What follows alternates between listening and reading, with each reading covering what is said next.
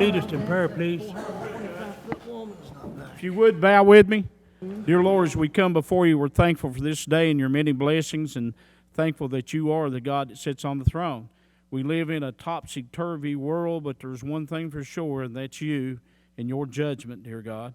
We ask you, Lord, to bless this meeting, that everything that's done would be according to your will, and to please the people of Pike County.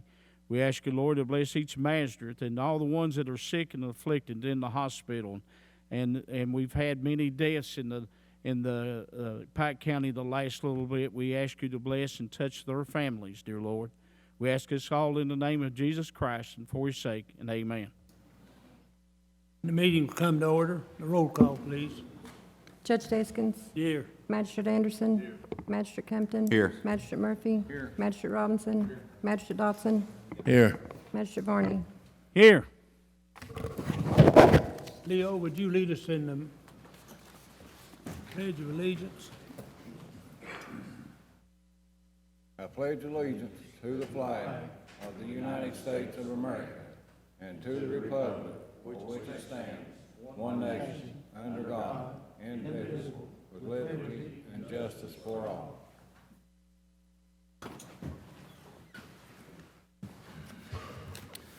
All right. Approval of the minutes of May 31, 2018, June the 13th, 2018, June the 19th, 2018, and June the 29th, 2018. I need a motion. Motion. Roll call, please. Magistrate Anderson. Magistrate Kempton. Yes. Magistrate Murphy. Yes. Magistrate Robinson. Magistrate Dotson. Yes. Magistrate Varney. Yes. Judge Daskins. Yes. For approval and discussion. Pike County Tourism update. Tony Tackett, please come to the podium. Thank you, Judge. Thank you, magistrates. We wanted to give you a couple updates on a few things that we have going. It's motor coach season, conference convention season, and of course, we have about 8 to 12 motor coaches left for the season for July all the way into November. It's our longest running motor coach season we've ever had. We will still be having motor coaches in mid-November. We also wanted to bring to light, just to remind you, that the Kentucky Baptist Convention will be held in Pikeville, Pike County. That's the week of November the 10th. We're expecting about 3,000 to 4,000 people in for Sunday night service and then educational components Monday and Tuesday at the expo. Right at the moment, we're working on the Kentucky State Fair. Pike, Letcher, Boyd, Johnson, and Floyd County will partner together as Eastern Kentucky at the State Fair. We're trying to shave some cost off by partnering together. So you'll hear a lot about that. We'll have a lot of artists, from hand-to-eye artists all the way down to singers-songwriters at our booth this year. And then, of course, we could never do what we do at the State Fair, at the hog trial site, historic sites, if it wasn't for the Fiscal court, and, of course, Paul Williamson and his people. You'll notice some photos up there. And also, coming up soon will be the Hatfield and McCoy Heritage Days, which is September the 21st through the 23rd. We have at least one motor coach that weekend, so we'll be topsy-turvy on hitting all the sites, hitting all the festive things happening, the historic sites, and so on and so forth. We did want to bring you up to date on a few things. Dill Cemetery looks good. Perry Klein Cemetery looks good. Aunt Betty's, the grave site where Rosanna's baby is buried, looks wonderful. And so we are right now working to make sure those properties continue getting the attention that they need and deserve. And it's without you all, we could not do that. You'll see some photos here. I'm going to bring Pike County Tourism Commissioner up, Bob Scott, to give you an update on the hog trial. Just real quick, first of all, Paul, thank you very much. As you noticed during the photos, Paul, without his guidance and help, we wouldn't be where we are. But the doors are open. That's a good thing. It's furnished. People are coming. We had over 125 people there this past Saturday. As I said, it is furnished. The doors are open, and that is a good thing. We have some things coming up that we want to do. For example, we want to use this location hopefully at Christmas. We'd like to do something like 5 days before Christmas. Hillman, we'd like to maybe get the local churches that they'd like to be involved to maybe come down, do caroling. We can have cookies, wassail, hot chocolate, things of that nature. And then, of course, on Christmas Eve, naturally, we'd like to have Santa show up. But that is a site that is valuable, that can be used, and it's eat up with opportunity. So going forward, we do need your help, and we appreciate everything that you've done so far. Thank you. Any questions, concerns, or thoughts? I would just like to say that it's really impressive to go by that building now and look at it, the way you guys got it decorated up. It looks like somebody lives there, and when you go by, the doors are open. And this past Saturday, I went by there, and there's a bunch of motorcycles sitting there, and people just sitting on the porch like they lived there. And, I think this will be a start on what we've been working on for several years now. And once we get the other sites in operation, get the river trail and the four-wheeler trails, I think we're going to see a lot of people visit our area and enjoy what they see. And I want to thank you guys. And Paul, as soon as we can, I'd like to see that bathroom completed. We appreciate you getting the water in the building and getting the electricity hooked up and able to start using it. And like I said, if we can just come up with the money, on the bathroom, we can. Well, that's what me and Tony talked about. We wondered if it was the money or what, because the lumber is going to be donated. Right. So we need money for the interior, I guess, for the.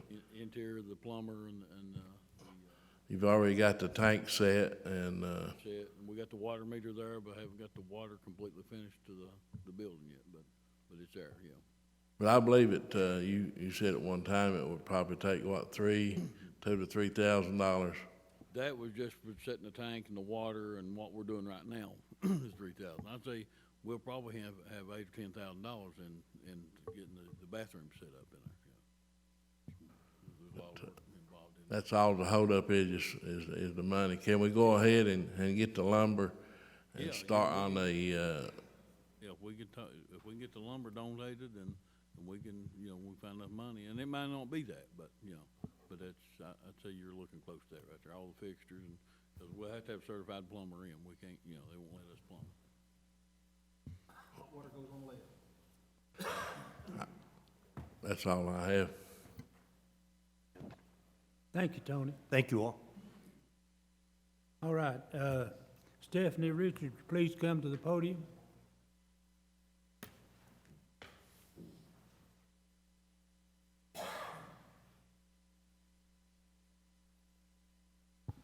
Thank you, members of the court, for allowing me to speak. Pike County Extension Fine Arts is dedicated to bringing arts opportunities to every part of Pike County. One of our projects has been Blood Song, the Hatfield and McCoy, the story of the Hatfields and McCoys. We are going into our 6th season of that production. I don't think anyone expected that, so we're very, very proud. We did have some problems that have come up, and I'm going to share some paperwork with you.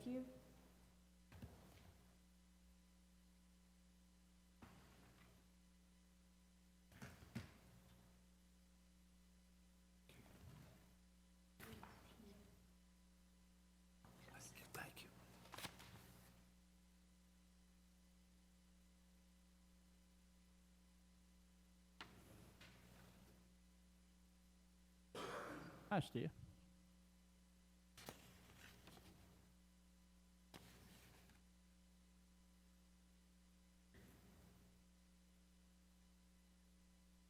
Over the last 6 years, Pike County Extension Fine Arts has inserted a great deal of money into the McCoy Park and working on the sound system and the lighting system.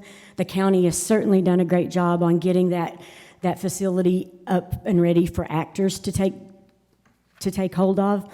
In May, there was a political rally, and our systems were totally destroyed. Can I stop you right there? Yes, sir. The political rally didn't destroy the system. It didn't work when they tried to get it going. And, you know, I talked to Branham, and he said these speakers that he put up were only designed for about 5 to 6 years. And I don't know how long the system been in, but it's been in longer than that. I'm not saying that the guy that tried to make it work did something to it, but it didn't work. And If you'll look at the picture, sir, things are torn down, doors were kicked in. doors were kicked in. Doors were At kicked the in. political rally? That's what I was told. Well, you were told wrong. I don't know when it happened, but it happened. Well, you know, So we have, Sounds like somebody might have went in and vandalized. Paul, have you had any reports on, I know there was a building outside the stage area that had the door broke in on. And that building, I think, belonged to you, is that right? yes, sir. But Linda, We have $4,000 worth of damage. Linda told me last week, I had to go over and said somebody had broke into the building. That's the first I knew about it was last week. So. In the stage area building.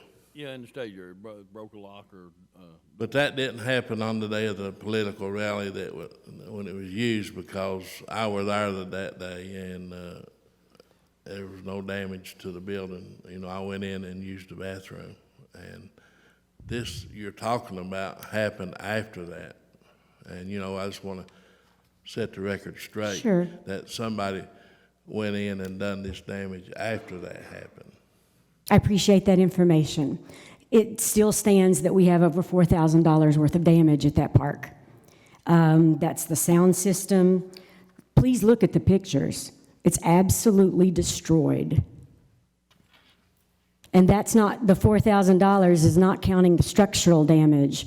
They pulled the pipes down that we used for props and setting. The money that I was ready to put into this year was going to add to the sound system, not replace it. Well, you know, I contacted you several months ago and told you the system wasn't working before the political rally really took place.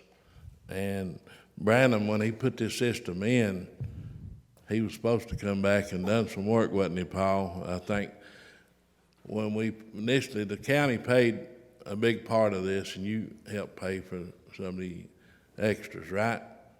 I think the county maybe paid $12,000, and you paid For the refurbishing of the property. the sound system.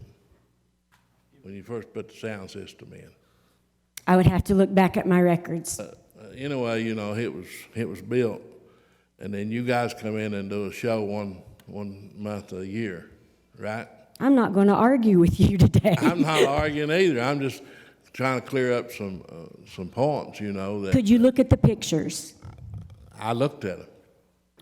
So you looked at where the sound system is lying in the floor? That could have happened. Vandalism happens every day somewhere. I'm not blaming anyone. I just want to know what we're going to do about it. That's what we're here for. Exactly. So go ahead. I just want to let you know that this didn't happen. You said the day of the political rally that they had over there. Yes, sir. It didn't happen that day. It happened afterwards. And, you know, the caretaker probably should have had a date when this happened. She lives across the road. Yes.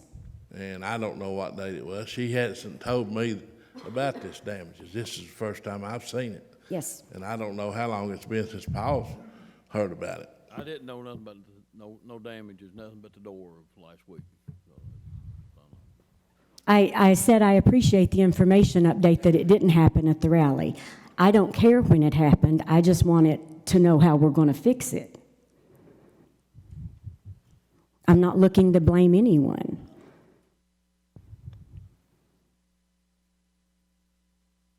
Is there any insurance?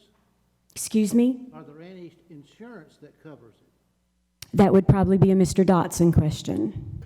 Well, you know, we have insurance through Keiko. What, Justin, is that building insured? I don't think we have no contents on that before the park. I don't think we do either. I think it's just the structure of the building that's covered on that particular facility.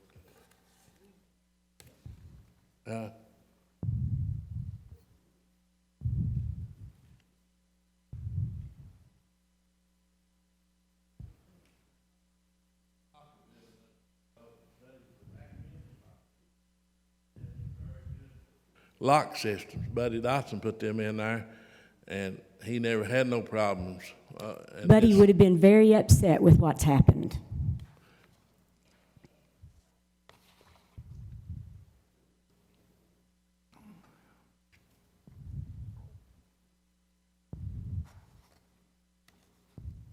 What are you suggesting we do? I think the right thing to do is for the fiscal court to replace the system so that it's back in order. If not, I can do it through Pike County Extension, but it won't be shared. Well, you know, we let you use that. It's a county facility. It was built for the people in Pike County to use Yes, sir. 12 months a year, not 1 month a year. And there's a lot of people that go in there and use that, churches, and they have picnics, and they have dinners, and they have musical things that they do during church. And a lot of times they bring their own equipment with them. I'm not saying open the doors to anybody to use this equipment. It's very expensive. But if we replace it and get it going, we need a person that's qualified to use it. That's why we had the locks on the door that they kicked in. Well, you know, I didn't know any locks were kicked in. There's pictures. And, well, you know, Paul, we just need to do some research. Linda, you know, she's a caretaker. She should have called and let us know Yes. when this happened. And this didn't, you know, what you're saying didn't happen by small people. To do the locks that we had on there, had to be somebody that was big people to be able to tear these locks off. But we have this happen all over the county in different areas. We have people that go in and vandalize our parks and our bathrooms and things. And, you know, we either need to put a security system or do something to secure it. And, you know, when you started working over there, we wanted to work with you, and I still want to work with you. And the 1 month a year that you do the Have I done something to upset you? no, you haven't, but you just come in here saying you want to take over and run a building that the county has built for the people. No, sir. I just want the people of your district to be taken care of in the 6 years that they've worked to make this possible. What do you think I did in them 6 years? I think you were I worked amazing. hard. I was the one that graded that park off. It was donated to the county by the government, and it was a lot of garbage and things in there. We went in there as a county and built this park for the people to use, and it's one of the most used parks probably that we have in the county. And I don't understand what you're saying. You're wanting to lock everything up. You know, that I'm state. sorry if I came in with more energy and aggression than I should have. You know, you could have called me a few days ago and said, I've got this problem. And we could have started checking in on it, see what happened, see where it come from. I got the pictures this week. Well, I just got pictures a while ago. Okay. Continue on. I think I've said what I need to say. We need to. Say very much. You didn't give us any solutions on what you want us to do. I did say I think it should be replaced, and if the fiscal court can't replace it, Pike County Extension Fine Arts can. Well, you know, that's something we need to sit down and talk about. For all the money that you generate from the shows you do, Pike County don't see that money. It goes into your fine arts. No, sir, it goes back into Mccoy. It's in the Blood Song, Hatfield McCoy Fine Arts Council is its own entity, Well, maybe completely separate. Maybe we can use that money to help pay for some of the damages. That money goes back into the play each summer to make upgrades. So last summer, there was scenery upgrades, the hanging noose happened, that money goes back into the projects. But me and Paul will go by and see what damages has been done. And we'll talk to the guy that put the system in. And, you know, when he first put it in, Buddy told me that they were things that were used that was brought in there that's supposed to be new, like mics and things. And it wasn't the stuff that we had bought. You know, I don't know, Buddy's he's not here with us no more, so Correct. we can't find out. But we do have some money in a discretionary fund through the judge's office that we can help offset the cost on getting this repaired. Do you think this is the total bill? Yes, sir. Well, not for the structural damage. This is for the systems, the sound system and lighting system that was destroyed. Now, what are you talking about structural damage? The door? The door, the electrical box, the fuse box is completely open for anybody to get in, which is a big safety hazard. That's always been there. No, like sir, that. we had it Well, locked. Somebody took the lock Had a off. lo- Yeah, it had a padlock on it. But I mean, though, the box has been Been broke off. broke open in there. And maybe it was broke open by the people that tore the door up. But what did they do to the door? I mean, it's a rough barn door, what it is, made out of rough sawmill lumber. And The casing around, they kicked it in, the casing, they broke the casing around, it's gonna have to be replaced. few boards. Yeah. That's probably, you know, that's something we can take care of, probably very, very Paul little. could take care of that. Is that the structural damage you're talking about, is the door? Yes, sir. There's also structural damage to the pipes that were overhead that we used to hang scenery and work the scenery with. What'd they do, just jerk that stuff down, Steph? Yes, sir. I think the pipes will have to be replaced. What was it, PVC pipe? PVC pipe. It was PVC pipe and some. It's all doable. There's nothing, I thought so. Thank you, sir. And when this came up, I was told to bring it to fiscal court. So I didn't do anything that I wasn't told to do. Well, who told you to do that? I mean, why didn't you bring I it? don't think that's important. Well, I think it's important that you report things to our guy that's over the public works, over the park, and if you've got a problem there that he can repair. I spoke to Jeannie. She said to bring it to the fiscal court.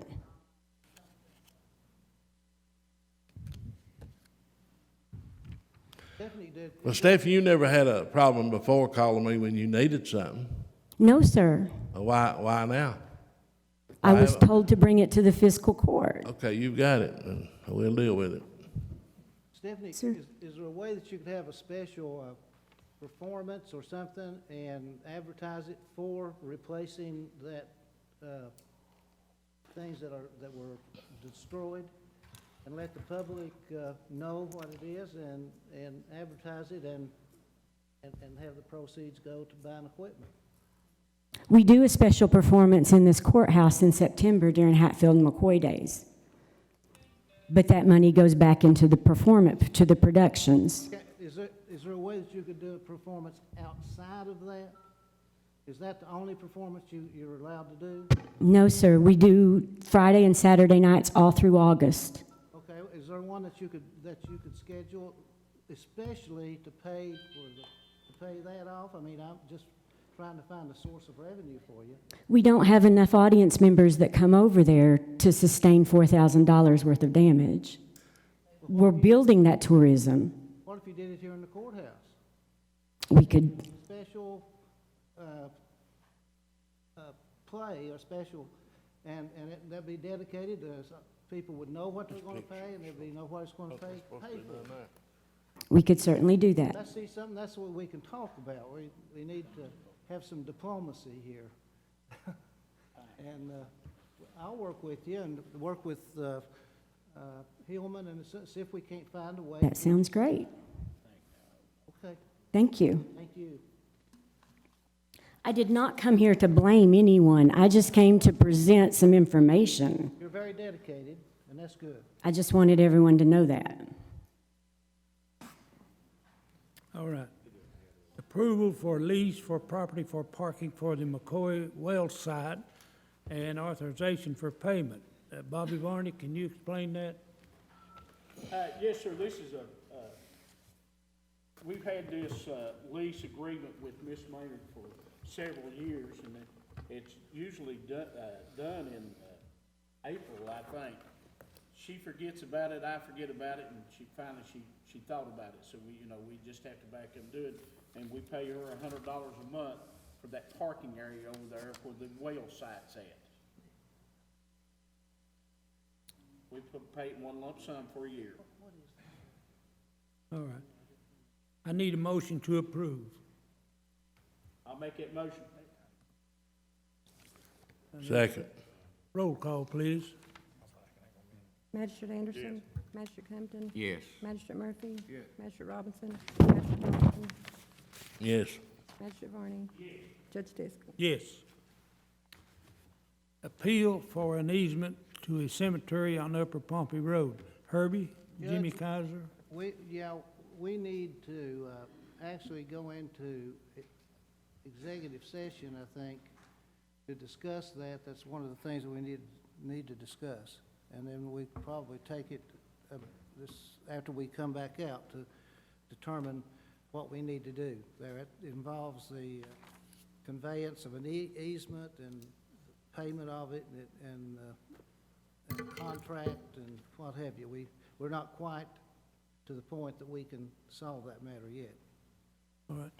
Jimmy, you have any comment?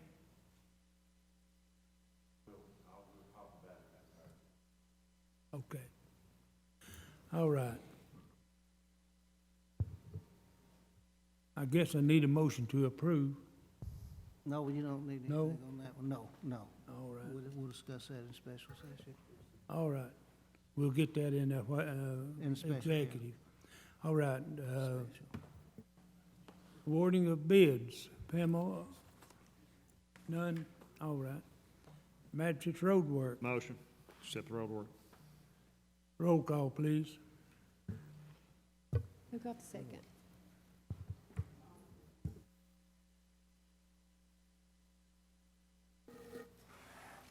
Magistrate Anderson. Yes.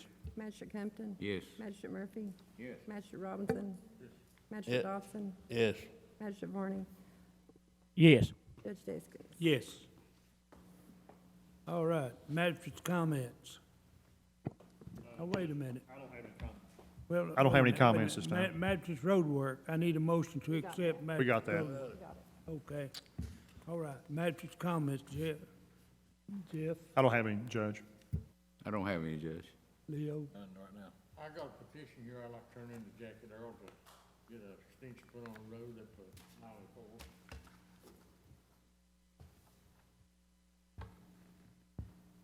Dr. Earl, that's the Ford's Branch Road, the old Ford's Branch Road. Is my microphone on? No. That is the old Ford's Branch Road. And the 4-lane split it. So it never has been totally resolved. As one part was Smiley Fork and the other part's Ford's Branch. So we've got some work to do to look and see what's Smiley Fork and what's on Ford's Branch and the numbers that the ad district have given to them. Part of it's already on the county road. Yeah, but then after they split it, there hasn't been anything. I think somebody did, John Doug did some work on it, but there needs to be some attention paid to it in order to properly place it where it should be. All right. Hillman? Judge, I just want to say that we need to get this problem took care of on our park over there, and I'd like to make a motion if we got the money that you can use to replace some of this problem with our sound system. We go ahead and do that. It's coming up time to do the show every year, and it takes a while to get this done. and for Paul to go in and do the repairs it takes on the building. And we might have to look at putting some kind of security system in there to make sure it don't happen again. But this stage was built for the park, and I think it's something that we need to share with Stephanie and with the people that need to use it. They go in there some Sundays and they have dinner and music, and most of the time they bring their own system. So if we buy a new system or have this one repaired, we need to have somebody trained to operate it and work with Stephanie on the person that's operating the sound system. It's not an easy sound system to operate. You got to have somebody trained that knows how to work it and make sure they don't tear it up. And that's one of the issues I was trying to get across to her, that you know, when they put it in there, I think they had different people trying to operate it, and she will agree that it was hard to get somebody that knew what they were doing to make it work right. But we need to get this took care of, and I want to make a motion that we go ahead if the money's available and work with Branham and get him to repair the system and repair our problems that we have at the park. Second. Roll call, please. Magistrate Anderson. Yes. Magistrate Compton. Yes. Magistrate Murphy. Yes. Magistrate Robinson. Magistrate Dodson. Yes. Magistrate Varney. Yes, but I want to reiterate exactly what he said, that we try to do some preventive stuff to keep this from happening again. So if it's an alarm system or whatever, we'll look at that and see what that would cost too, Judge. Has anybody called the police on this? Pardon? Has anybody called the police in on this? I don't think so. And I don't I'm even just know if curious. we check with, if we have insurance on that. Would insurance cover any of that, Justin? We don't have, I don't think. I don't think it covers any of the contents on that building, but I will check. Not now. Yeah, you can. For the future? Yeah, for the future, yes, you can add it. But what they done, what I'm hearing, and Paul, if I'm saying something different, they didn't damage the sound system. They damaged the door and the pipe. Sound system was already damaged. Keith, you were over there the day. She's talking about the political Well, I rally. didn't know if I was or not, because I didn't know what day it was, because I didn't see anything anytime I've been there, so I didn't know which day you were talking about. Well, you made a speech over at the political rally she's talking about. Did you see any doors kicked in or anything? You was up on the stage there. No. Oh, I saw the sound system mess up, This wouldn't even qualify. and it was like 200 degrees, and everybody's looking for air conditioning, but other than that, maybe we can get air conditioning up on there. It's got one on the back Air conditioning? in the dressing rooms. Oh, I didn't know about didn't even know there was a dressing room there. Yeah, right behind the stage there. But there were several people there that day, and I don't think there was any damage that I seen by my eye. Russians might have done this, yeah. Do I? Russians. Russians. I don't know who done it. On that water damage upstairs? Judge Daskins, Hey, pardon? your vote. My vote? That's, Yes. Okay. it's not insurable, that's lack of maintenance. All right. And Judge, I'd just like to say that You know what I mean? If you got a we're working on our river trails and our four-wheeler trails. They had a ride Saturday. I'm gonna get Jim to report on it here before long. And boys are really busy. Well, I'm gonna get my lesson down how Thank you. 425 feet. Bobby? I want to thank Frankie and the work that he's been doing with our budget and all of our monetary stuff that we've got going on. Frankie, thank you a lot for what you've done. The senior citizens there at Belfry, we put a little porch on the back for them there, and they got rocking chairs out there, and now they've got some painted rocks that they're putting in their little garden out there and stuff. And I love these women to death. Susie does a great job over there. The Pride organization, they're probably least applauded group in the county, and they do the dirtiest job, picking up the garbage on the roads and stuff. And it's still there. And what aggravates me the most about the litter and stuff, it's not out-of-state people that's coming in and doing this. It's us that's doing it. And you know, I remember in grade school that we had essays and stuff, contests to where that you wrote about littering, you know, give a hoot, don't pollute and stuff like that. And it was said then that if we raise up this generation on not littering, that it will, someday it will come to a point that we don't litter. That didn't work because people are still littering, you know, and it just aggravates the daylights out of me that we got to keep right on doing and going over the same ditch lines in the same places, picking up that litter and stuff. But they are doing a great job at it. We have came leaps and bounds from where we were. We've still got a little ways to go, though.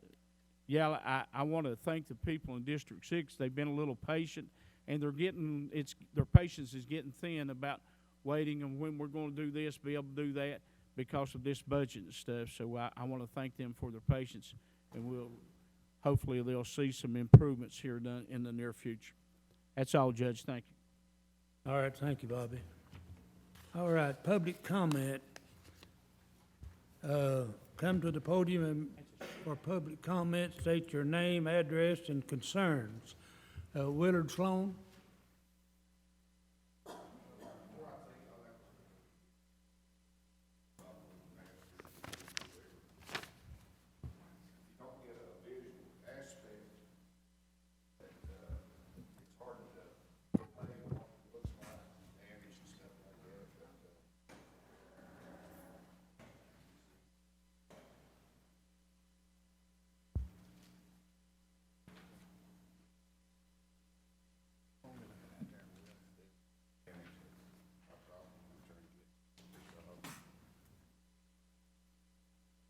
Thank you.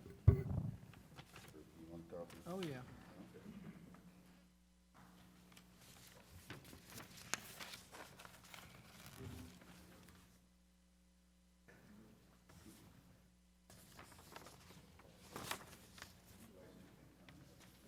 Picture.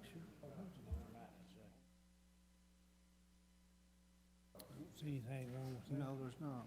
Not a damn thing. I come here last in May and try to get this resolved. And you can see in the picture the damage has been done. It's not created by God or nothing like that. It's the flow of the creek that's eating the bank.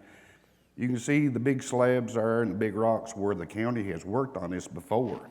Is this property on the right side yours? The property on the right side is mine.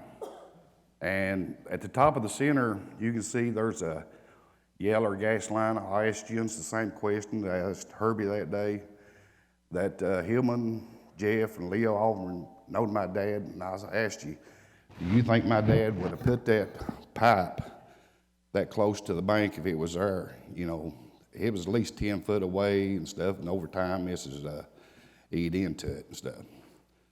I know we mentioned about getting Summit coming over and doing the estimate, you know, see, I haven't seen anything from them. I just wanted, you masters, you've seen this kind of damage before, you just know what to, you know, how to deal with it and stuff. Like I said, it's hard to describe something if you don't see a picture of it.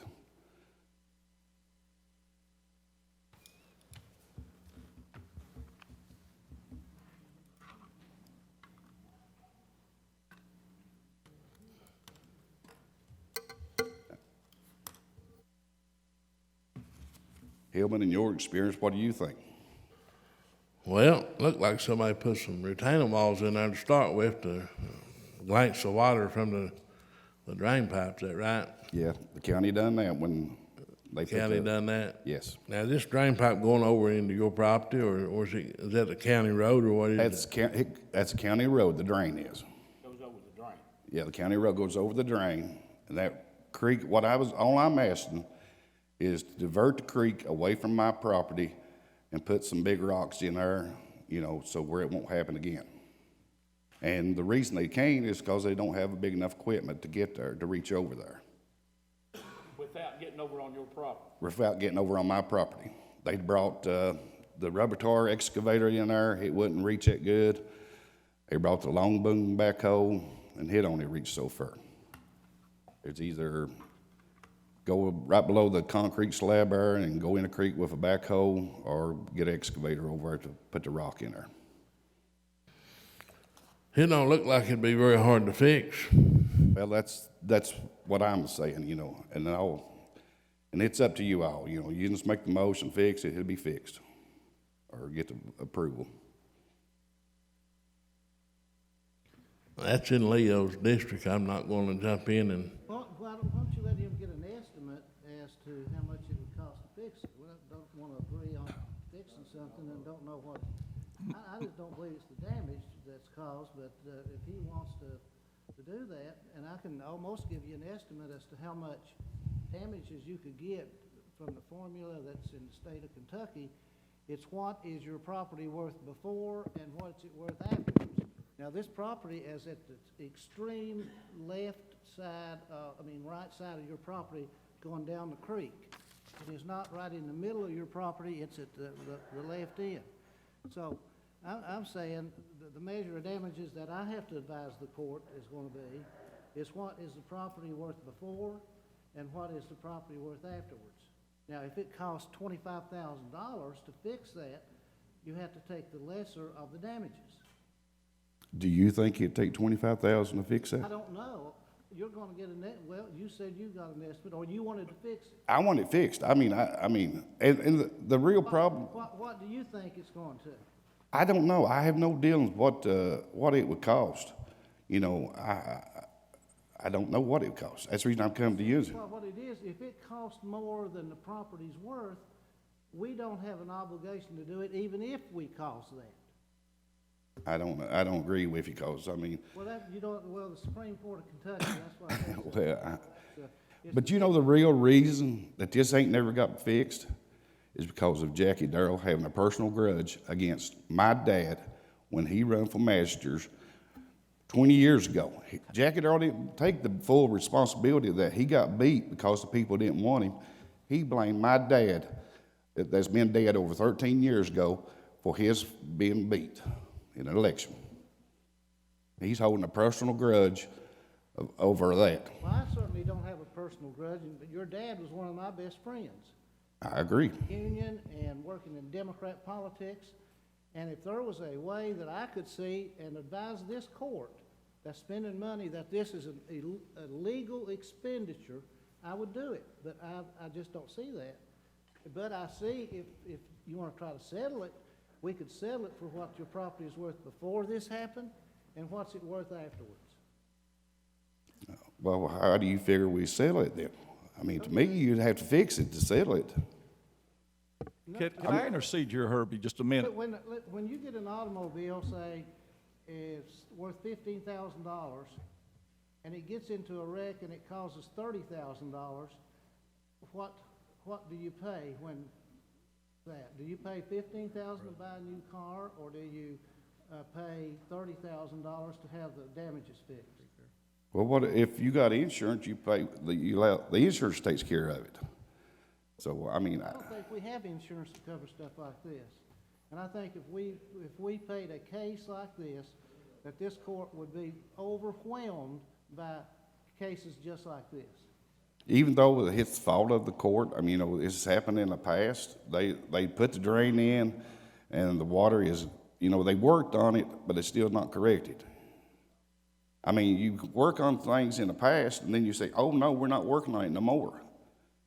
I can't understand that part.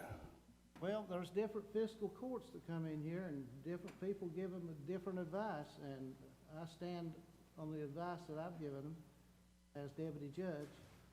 You may get some other lawyer to give them advice, but that's what he will advise you. I think that's your measure of damages.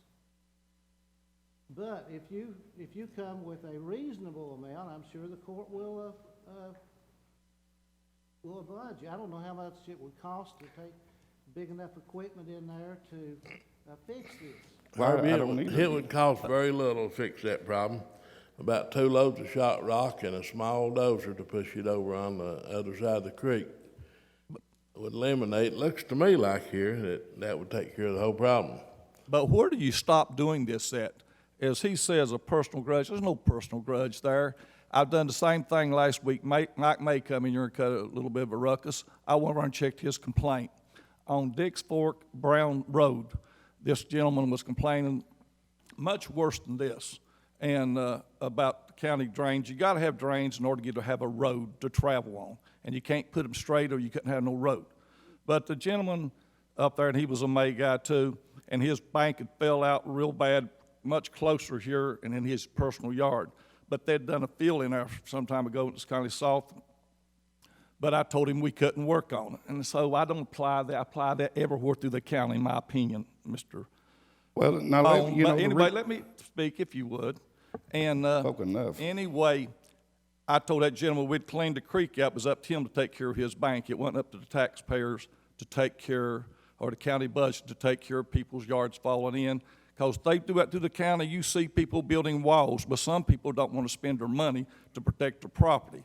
But anyway, this gentleman got out there and he fixed him a wall. We cleared the creek out, got some water, big rocks out of the creek, dipped it up the road about 50 foot, and we cleared up. But he built him a wall himself, like many other hundreds of people do in this county.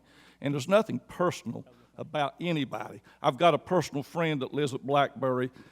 He owns property in Blackberry. He lives on Smith Fork, trades with me, helps me out whenever I need anything. He had a problem much worse than this again. He asked me to go up there and look at it fixed. I looked at it. I made the same opinion with him, my personal friend, that I did with you. There's no animosity towards anybody, just trying to spend the money of the taxpayers appropriate. People need to take care of their own property, is my opinion. If this court wants to waste their money and we fix everybody's personal property up here, you should do what you should do for all what you do for one. And what was done in the past, there's a lot of past bad stuff done. It's private property. It shouldn't have been worked on, in my opinion.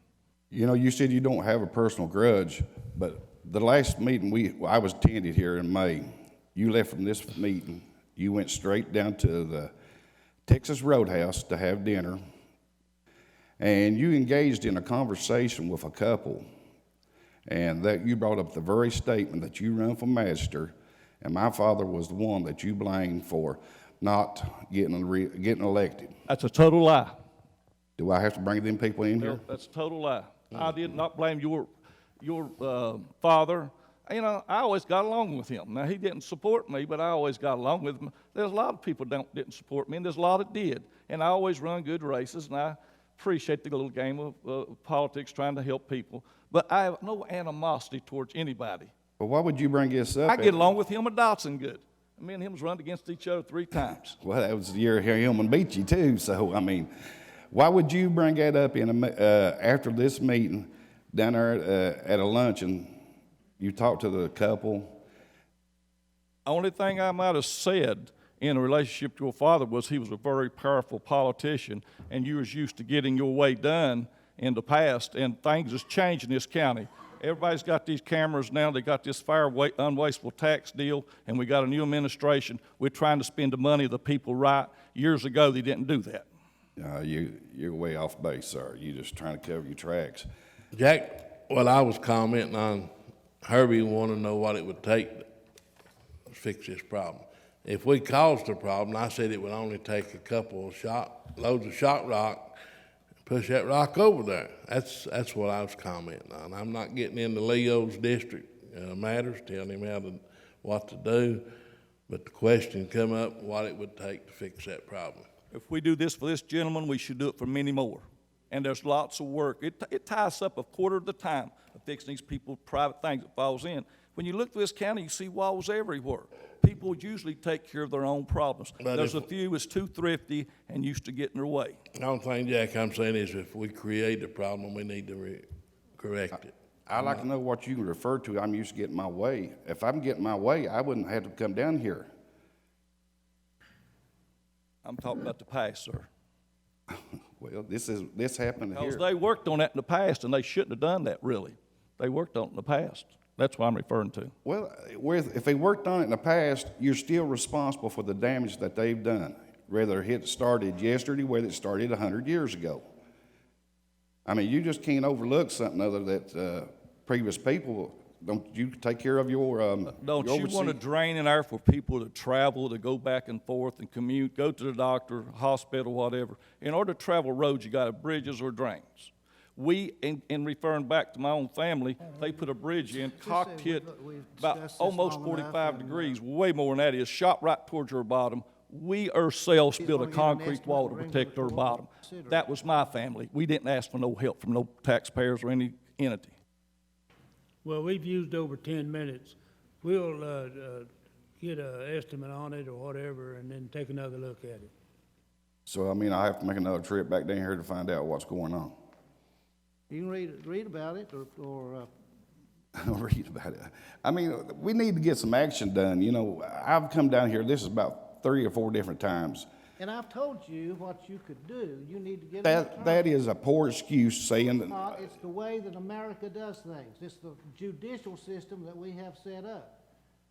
If you think you've been wronged, you need to get an attorney and file suit against us, and then if that court says that we have to pay, we will pay.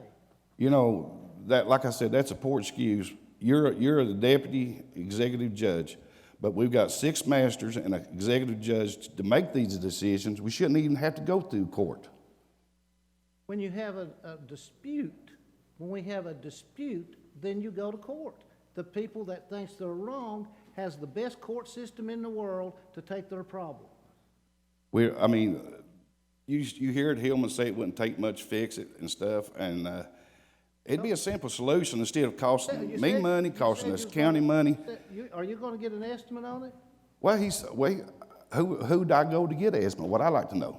Well, you probably go get a contractor or somebody, and he'll put, and say what you can fix it, and then, and if you don't like that, you can go to court with your estimate and sue us. See, the county ain't got no money now. You know, that's what the biggest thing. Well, I think this matter should be resolved in the court system. I think it should be resolved here in the physical court myself. I mean, But it has been, nobody's made a motion to pay anything, and that resolves the problem. what do you think, Leo? Well, I mean, you can make a motion, and if it gets seconded and get approved, it'll be Bitter, fixed. we've got to move on, Yeah. and that you've had enough time. All right. I'll be back. We'll find out who we get. All right, Clark McCoy. Yes, Judge, my name is Clark McCoy. I'm here to discuss the road over at Raccoon Creek. It's Johnson Heights. And the Pike County Road Department takes care and maintains a road that goes up Johnson Heights. And they caused a slip in an access road going out to Sherry McCoy's home. What I want to ask Herbie Deskins is, Herbie, if you were mowing your grass and you hit a rock and threw it through your neighbor's window, would you be responsible for fixing that window back? Maybe. Maybe. Maybe you would. You wouldn't take responsibility for fixing something you damaged.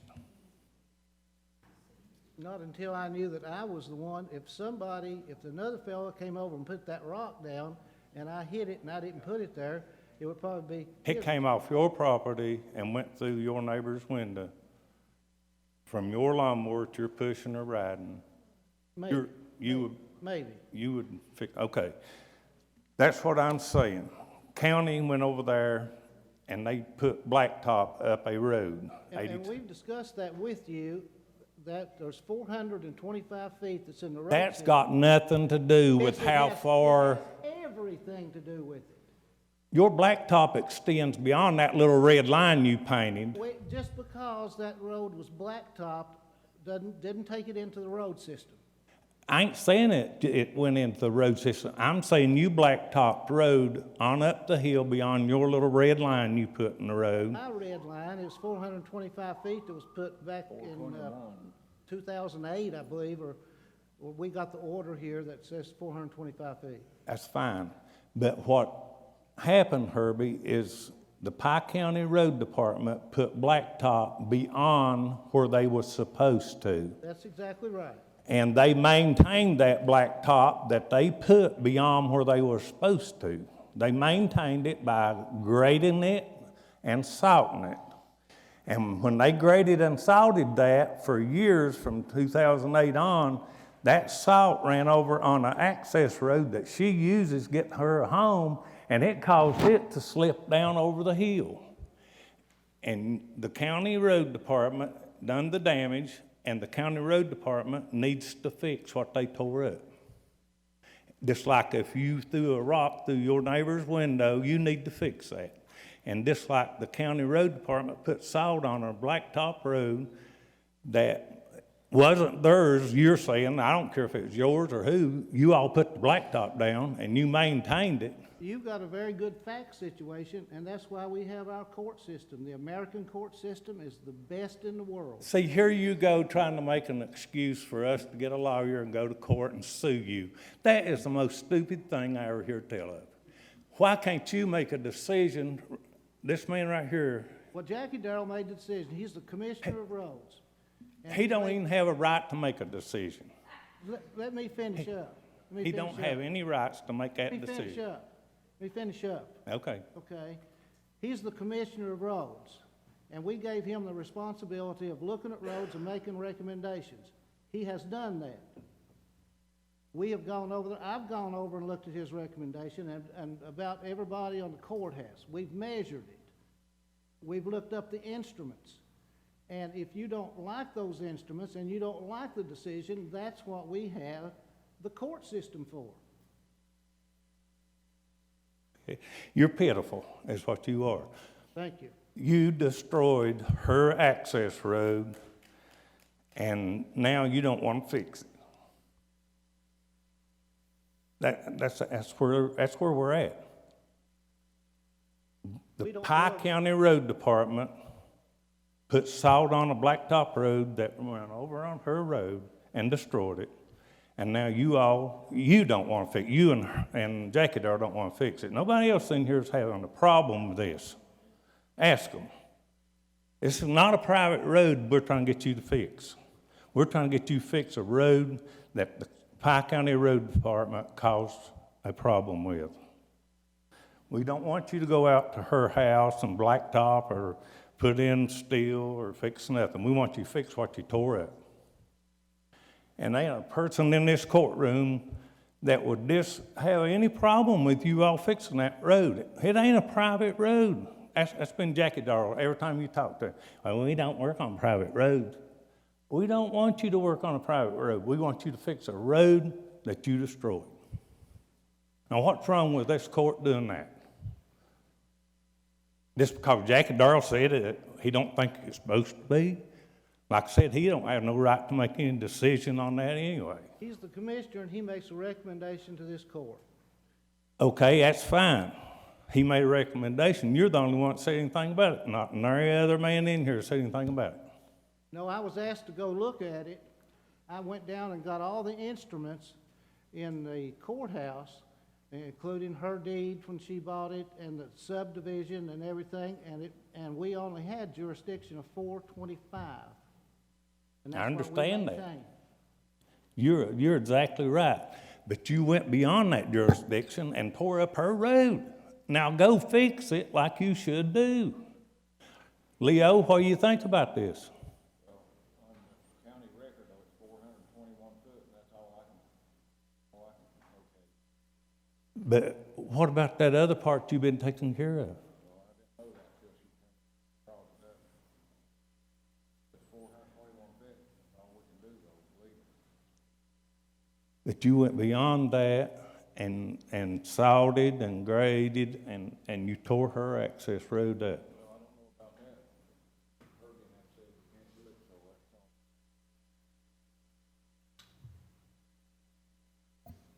Mr. McCoy.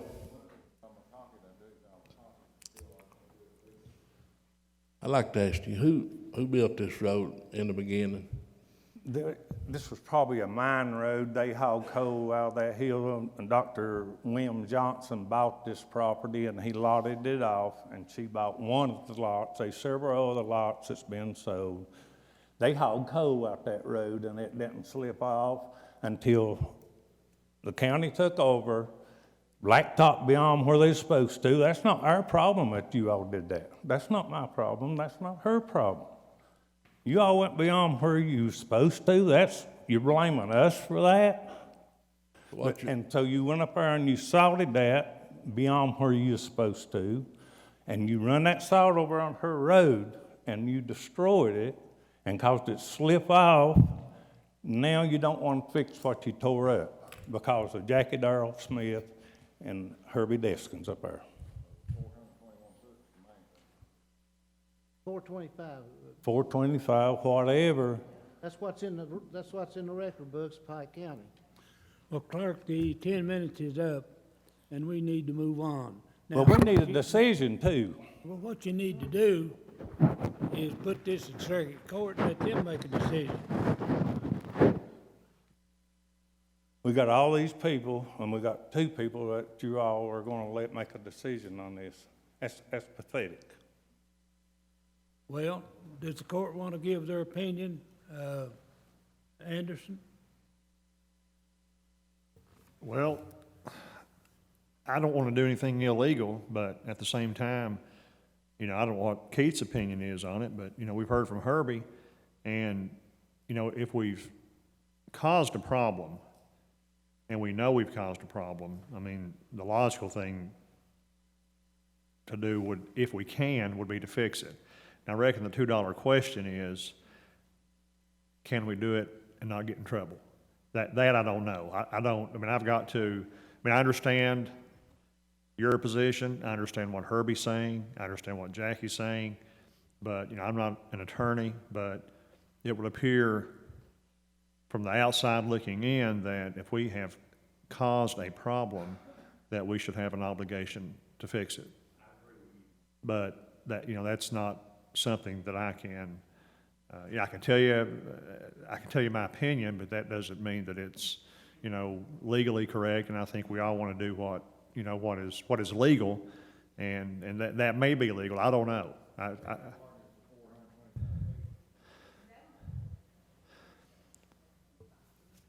Where they hardtopped illegally too, Jeff, I don't know if that's been explained.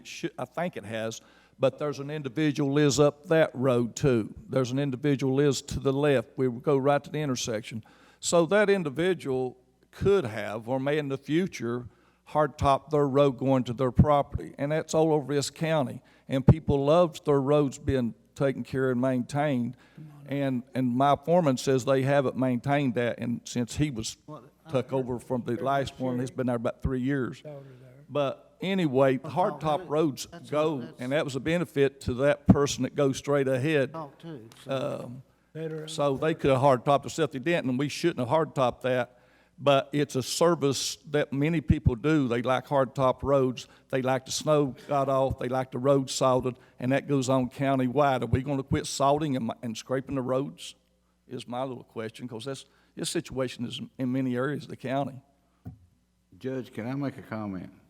I've listened every time to this salt causing the problem. If salting the roads is a problem, we wouldn't have a road in this county because we've salted every one of them over and over and over. Yeah. They just drilled and steeled the part of the blacktop road below where we're talking about because the salt caused the big slip down there. But every mountain around here has had tons and tons and tons of salt put on it. And every mountain got slips on them, don't they? Well, I don't know. Yeah, you do know. You see steel drove everywhere on Johns Creek, across the county, everywhere you look. There's Sherry, do you want to speak? Yes. All right. Sherry Mccoy. I live at 82 Johnson Heights, and I see you already setting your clock there. I get 10 minutes. That's real obvious. But Again, I've been coming since April, and the 425 feet that we keep bringing up was never told to us back in 2009. It was never only 425 feet. And a lot of, you know, just like you say, if salt caused the road to slip, or if salt caused the pavement to fail, or the embankment to fail, then we just stop. And like Clark said, it caused it.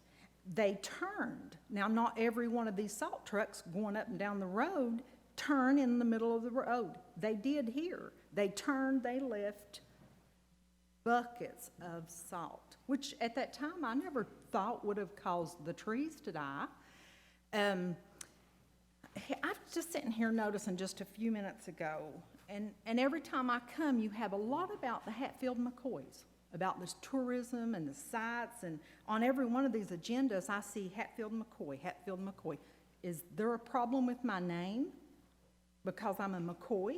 You all seem to really want to show, you know, a lot of respect for the dead, these graves.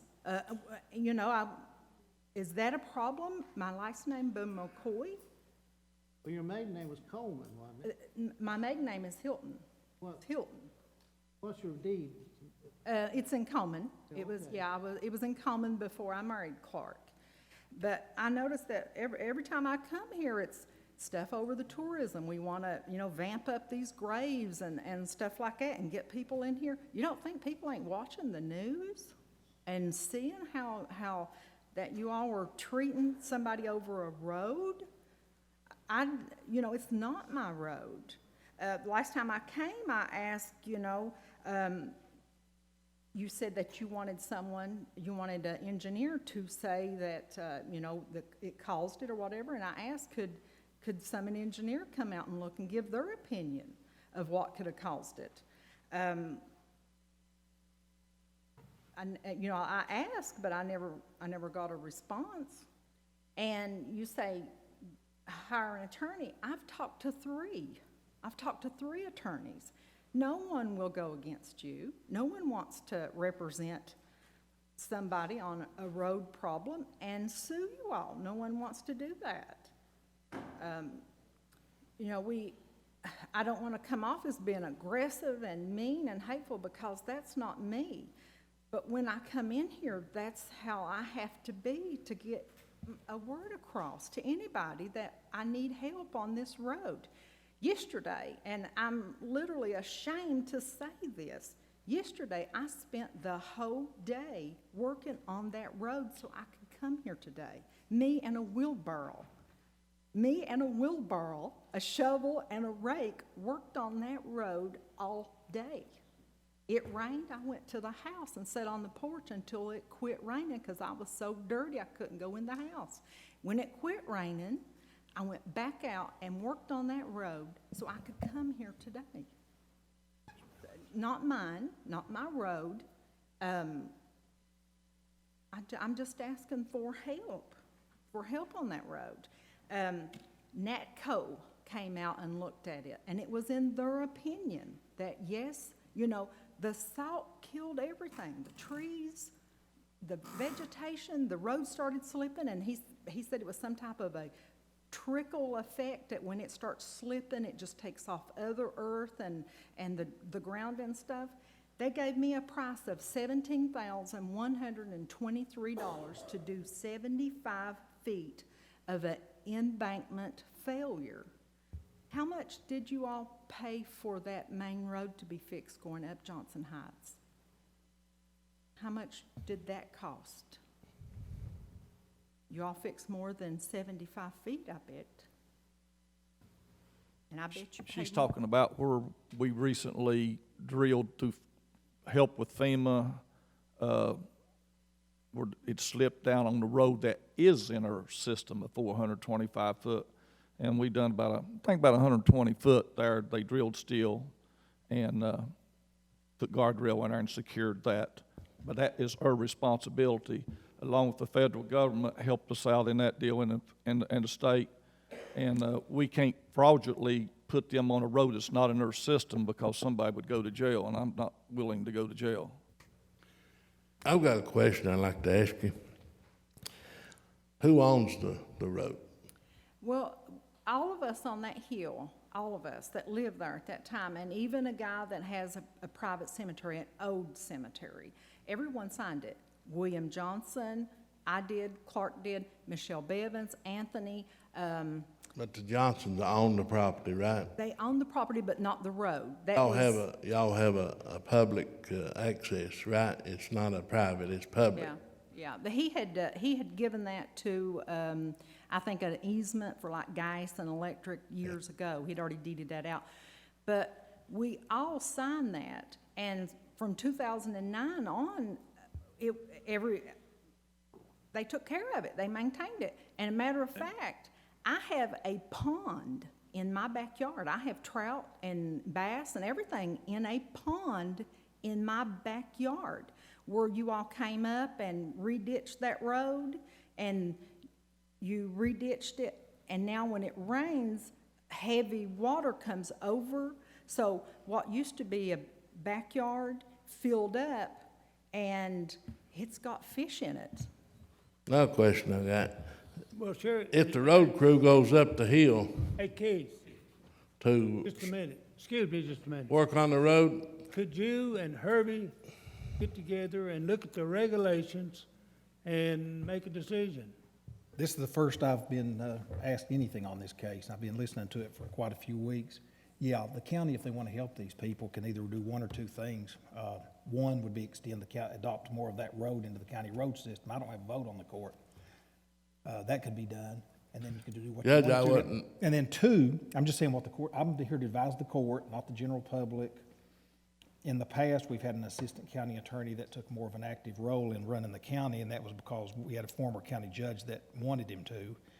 And then more recently, we had an attorney here, and we've more recently, since I've been here, we've had a very experienced veteran attorney in the county judge's office, which is very competent, and that's caused me not to get involved as much as usual.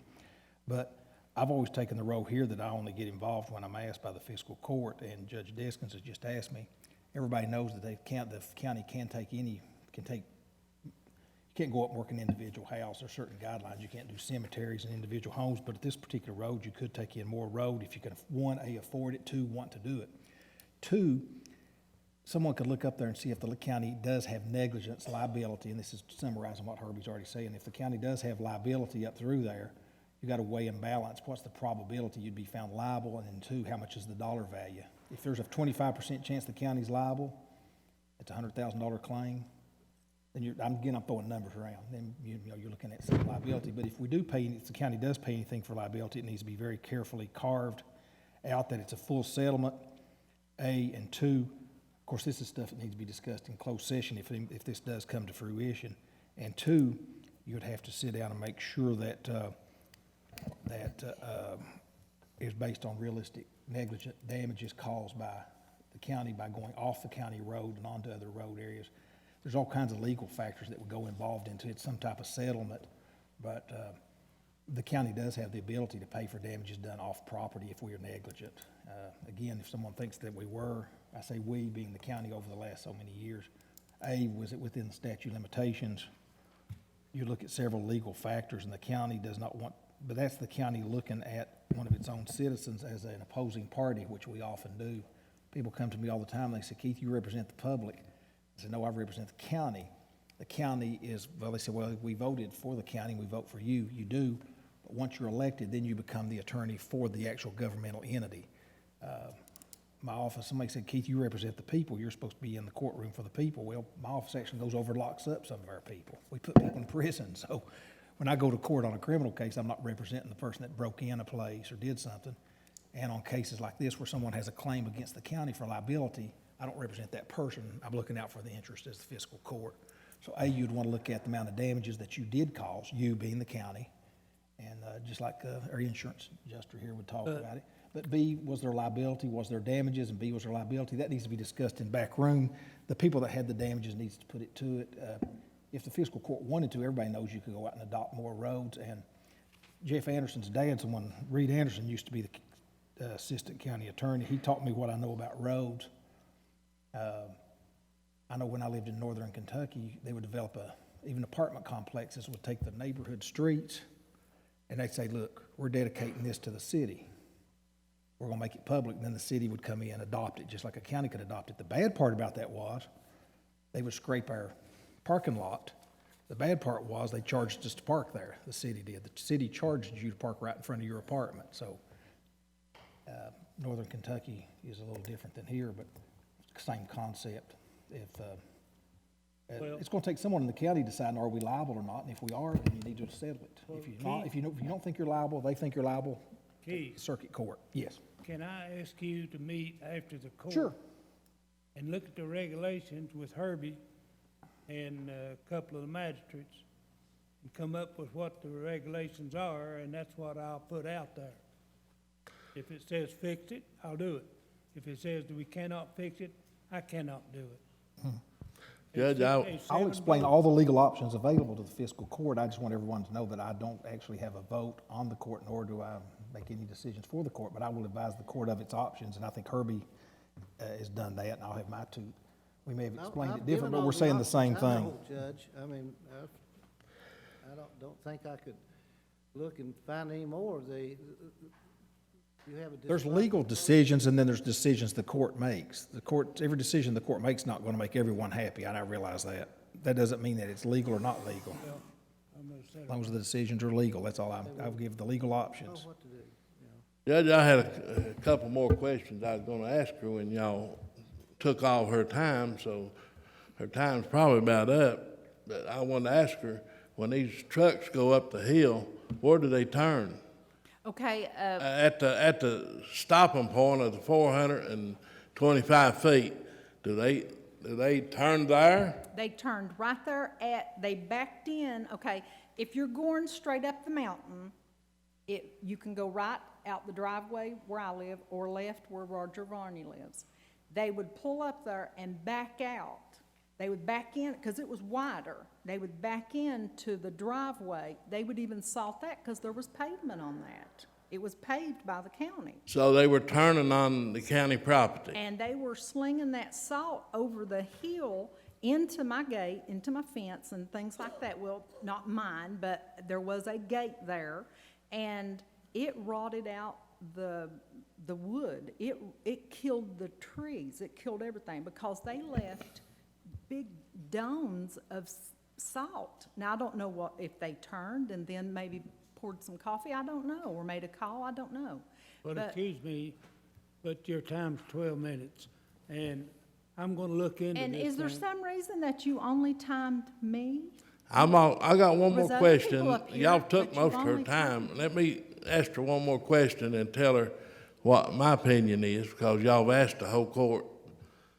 The only way that this could be a legal county road is you and the landowners above you and the guy that owns the Johnson. They have to sign a paper to have this road extended. We did. And I resubmitted that in April.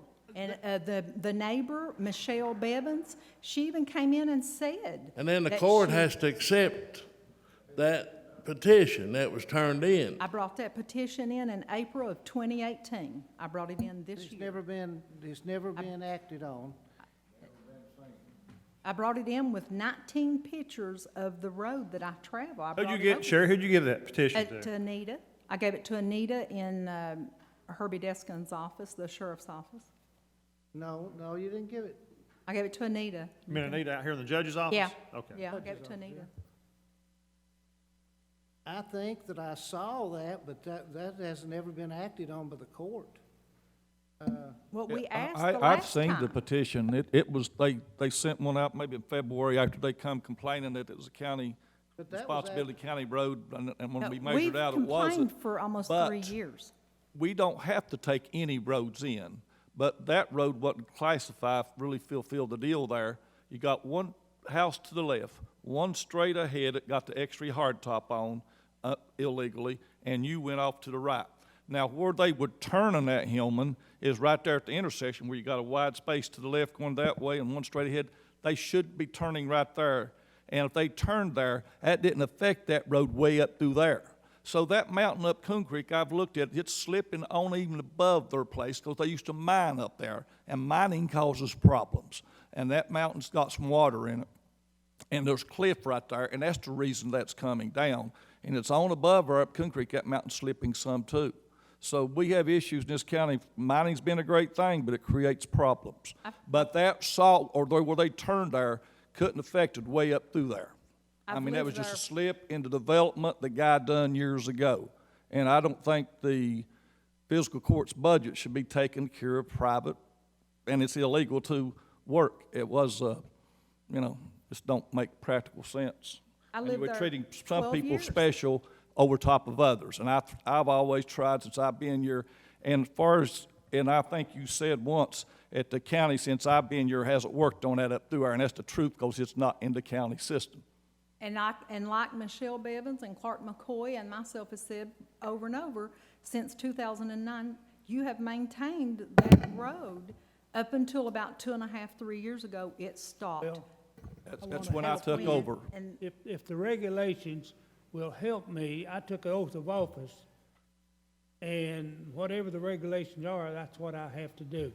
So just sit down, and I'm going to get with circuit judge or whoever. that's no way to talk to me. Tell me to just sit down. I'm the only one that you have timed. If I can help you, I will, but if I can't, I won't. And I see that already in your attitude. You don't care about regulations, do you? No, yeah, I do care about it, but I also care about what let's the move on. county came up and done to the road. You've been there 15 minutes, so sit down. All right, Mike May. All right. Scotty Sykes. Oh, what have you got to talk about now? I've got to ask you what you got to talk about. Well, you've been here talking. What do you got to say? I've got quite a bit to say, Judge. Is there something particular you're thinking you don't want me to talk about? Go ahead, Judge, go ahead. Go ahead.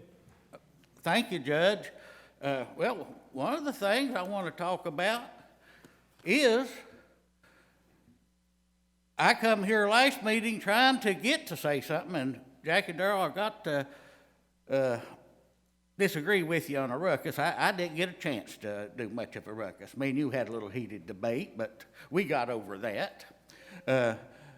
But urgency. Here we think I wanted to say something, and Jackie Darrell on the deal of the guy right there at his house slipping up, my opinion, yeah, the county's fault, I'll get into that, but hey, that wasn't the issue I wanted to come here that was urgent. The inlet of the drain, which Jackie Darrell did step up, I have to say, and he took care of it, as it should. The road foreman over there refused to do it, did he not? You can explain that later. We won't get into a thing taking my time. But Jackie Darrell did step up. He went up there. He cleaned that. I think he done a few more things in that holler that needed some attention. But was it not urgent to get that creek dipped out? It was up within 6 inches of the hard top on the inlet of the drain. And the drain had maybe 6 inches of room. Now, if that was your house sitting there, or some of the political circles, Bobby Varney, yes, it would be taken care of and be urgent. But fortunately, it was a week from that day, 10 days, I guess, from the time it happened, that was taken care of. Fortunately, no, there wasn't no big heavy rains or anything that would cause more damage to county property or to this guy's property. But, I do want to thank y'all, and especially you, Bobby, for, I was agitated. It was pretty obvious, and I was sarcasm when I said thank you, and I sat down when you pulled a motion and a second out of your ear. Just because you did not want brought up what's going on in your district. And, I do feel that's like with Mr. Sloan's problem or whoever, I do think when you put a drain in, that the county or state, whoever has some individual, has responsibility to protect the private people's property. Now, yes, I'm one that will say we don't need to be working on private property.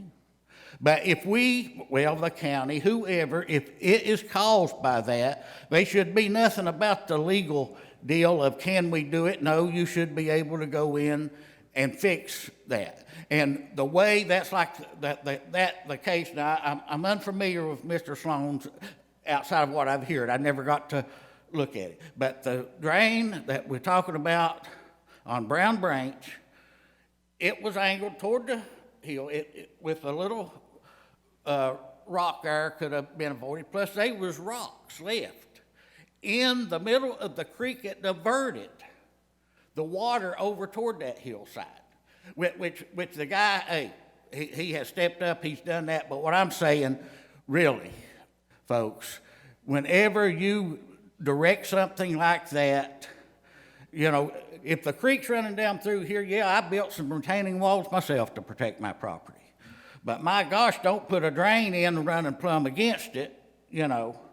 I still, and say, well, all we're worried about is the county property.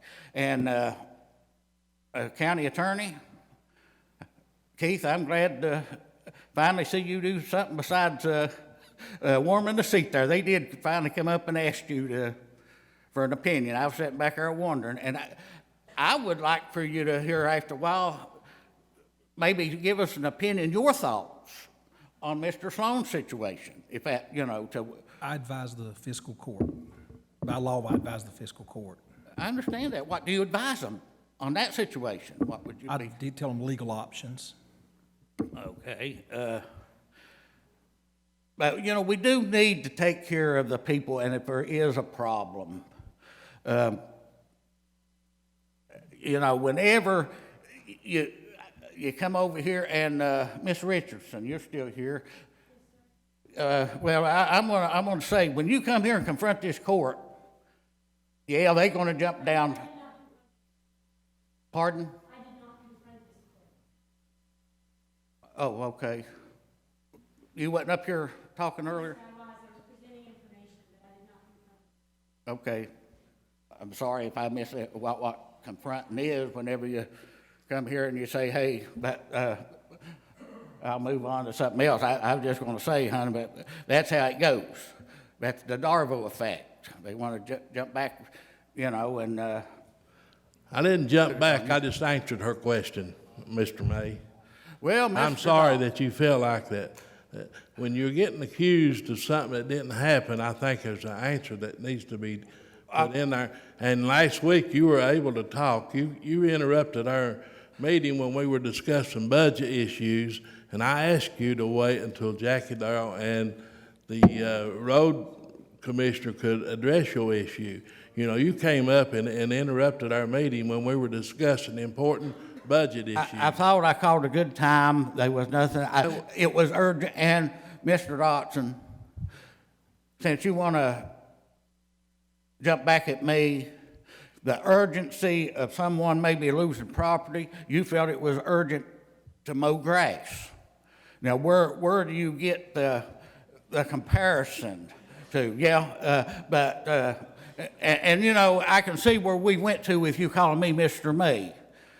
So with that being said, folks, I won't keep going on, but Judge, I mean, you know, may I ask you, why did you ask me what I wanted to talk about? Let's me and you talk for a few minutes. Well, how many times you been here talking over the last years? Well, I've been here over the last few years talking about different of things. Well, now, what the law is what I go by. And that, if that was the case, I commend you. I think you ought to do more of that. The taking of the oath with things that I brought in here, has anybody ever... But you've been here in 10 minutes, you've talked 10 weeks. And what have you accomplished? Well, you know, Judge, in one way, pretty well I'd say nothing, and in another way, Well, I have accomplished waking a few people up, getting a few things. For instance, what do you think I'm supposed to do? I take the oath of office, and I got regulations. you should follow, not pick the ones you want to follow. You should, I will agree, the oath of office should come down to covering everything. I would commend anybody that does Are that. you smart enough to know I've got one vote?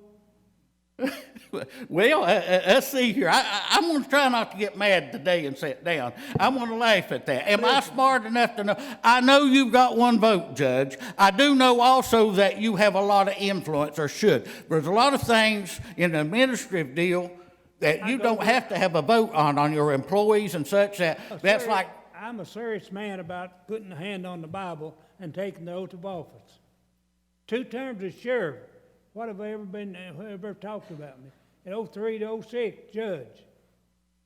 And now, I follow the regulations, and I got a book on the laws that I'm supposed to do. Do you investigate? I've been told I was dumb for going by the regulations. They just didn't understand.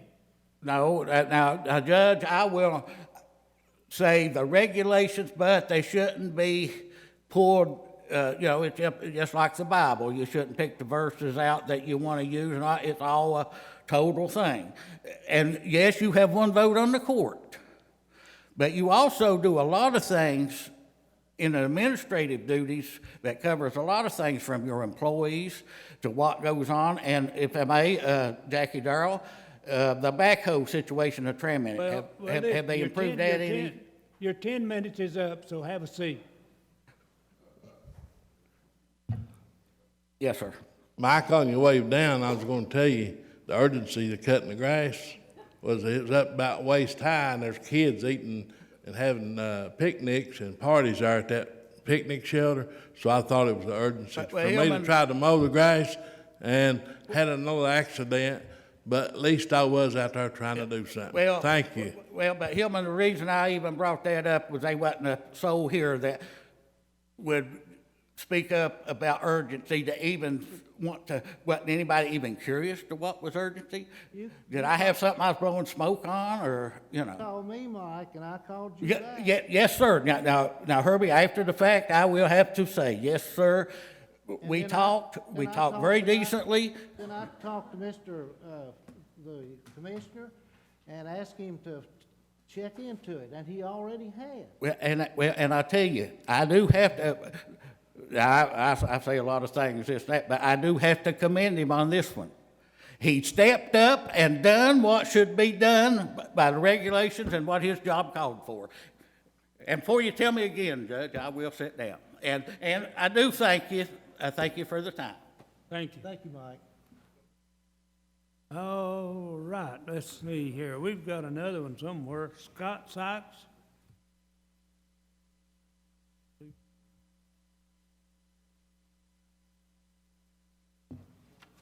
Ten minutes. Let's see, we'll need to.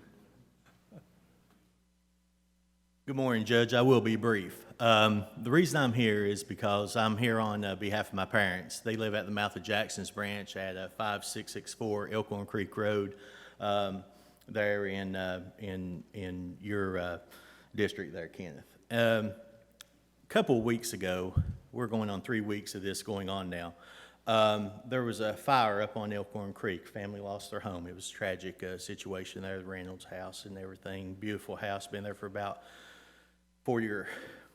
over 40 years. It burned. And a couple of days after that, I was out mowing grass, and I noticed that Mountain Water had come in and removed a fire hydrant right there at the mouth of Jackson's Branch. I'm not here about, the damage that they did on the property. I'm working with them on that. That's not the court's responsibility. But they did remove the fire hydrant, and they haven't replaced it yet. And I was told that that is kind of up in the air. Whenever I was looking at the laws, and it was difficult to try to find anything in regulations, fire hydrants, and what happens, because most of it's a municipality issue.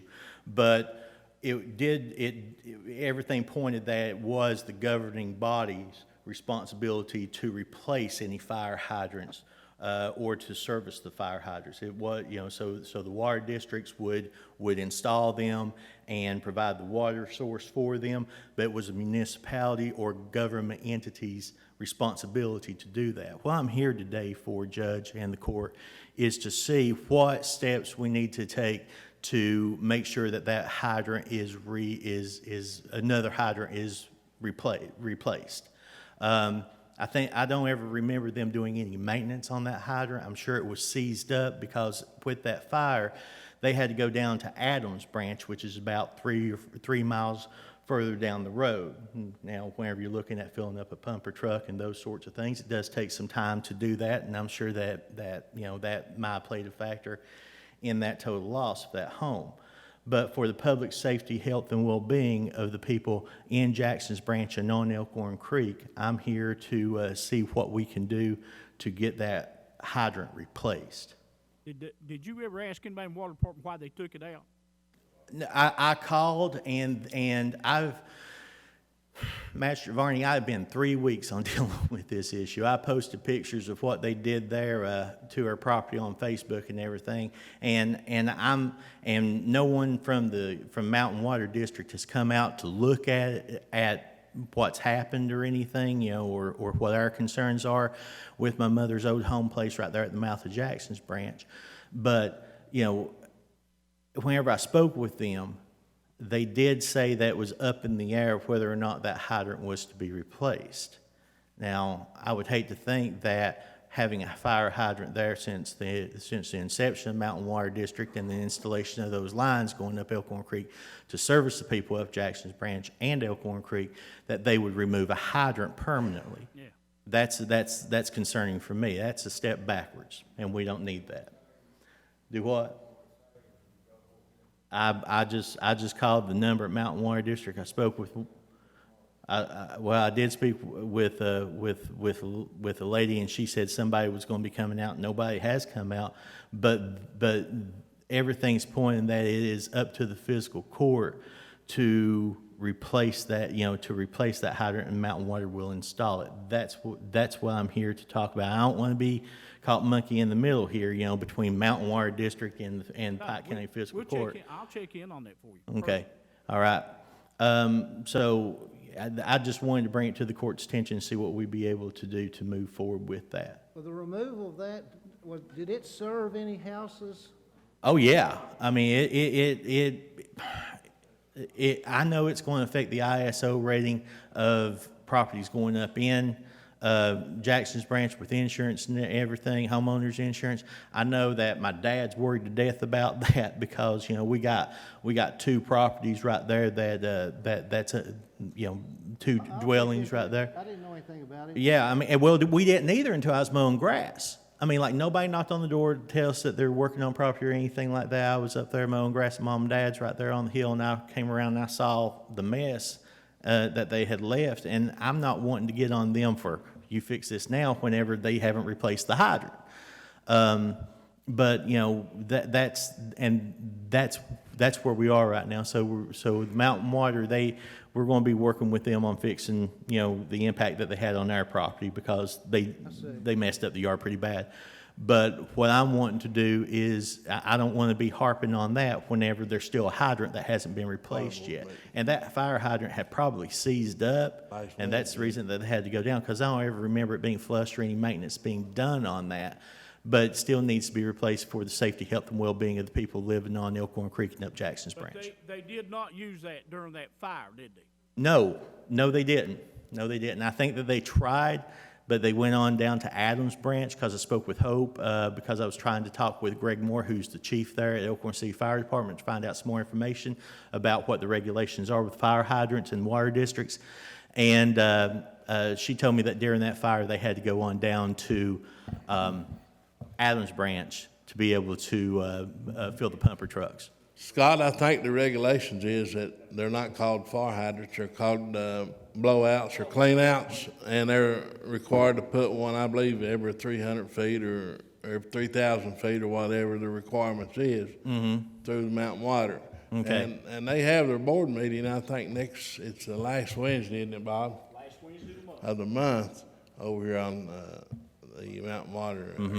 But that's, the regulations is they're required to put one every so many feet for clean outs, or not. Yeah. The insurance don't recognize them as fire hydrants.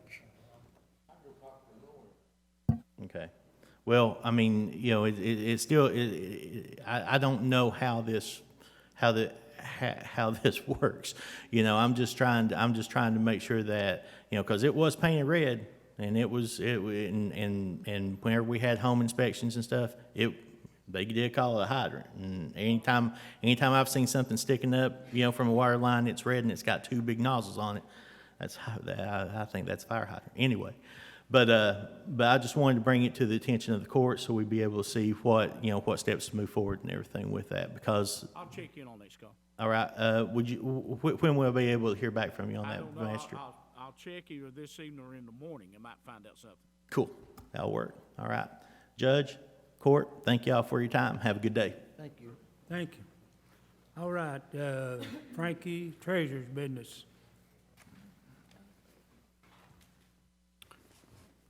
Authorize any necessary transfers and interfund transfers to pay the bills, payroll, health, life, and dental insurance. Motion. Motion and a second. Okay. Did you get a second? Roll call, please. Magistrate Anderson. Yes. Magistrate Compton. Yes. Magistrate Murphy. Yes. Magistrate Robinson. Magistrate Dodson. Yes. Magistrate Varney. Yes. Judge Diskins. Yes. Authorize payment of the expenditure approval list dated July 16, 2018, and any other utility and telephone bills received before we run checks. Roll call, please. Motion Second. and second. Roll call. Magistrate Anderson. Yes. Magistrate Compton. Yes. Magistrate Murphy. Yes. Magistrate Robinson. Magistrate Dodson. Yes. Magistrate Varney. Yes. Judge Diskins. Yes. Authorize registration and lodging for those who wish to attend the 43rd Annual Governor's Locals Issue Conference, August 14th through the 16th at the Galt House in Louisville. Motion, please. Second. Roll call. Magistrate Anderson. Yes. Magistrate Compton. Yes. Magistrate Murphy. Yes. Magistrate Robinson. Magistrate Dodson. Yes. Magistrate Varney. Yes. Judge Diskins. Yes. Authorize a standing order to pay the training incentive payments through payroll for elected officials as documentation is received from DLG. Motion. Second. Roll call, please. Magistrate Anderson. Yes. Magistrate Compton. Yes. Magistrate Murphy. Yes. Magistrate Robinson. Magistrate Dodson. Yes. Magistrate Varney. Yes. Judge Diskins. Yes. Authorize a standing order with the Pike County Clerk's Office in order to place liens or release liens, get license plates, duplicate plates or tags, record deeds, or any other documentation necessary for the fiscal court. Motion. Second. Roll call, please. Magistrate Anderson. Yes. Magistrate Compton. Yes. Magistrate Murphy. Yes. Magistrate Robinson. Magistrate Dodson. Yes. Magistrate Varney. Yes. Judge Diskins. Yes.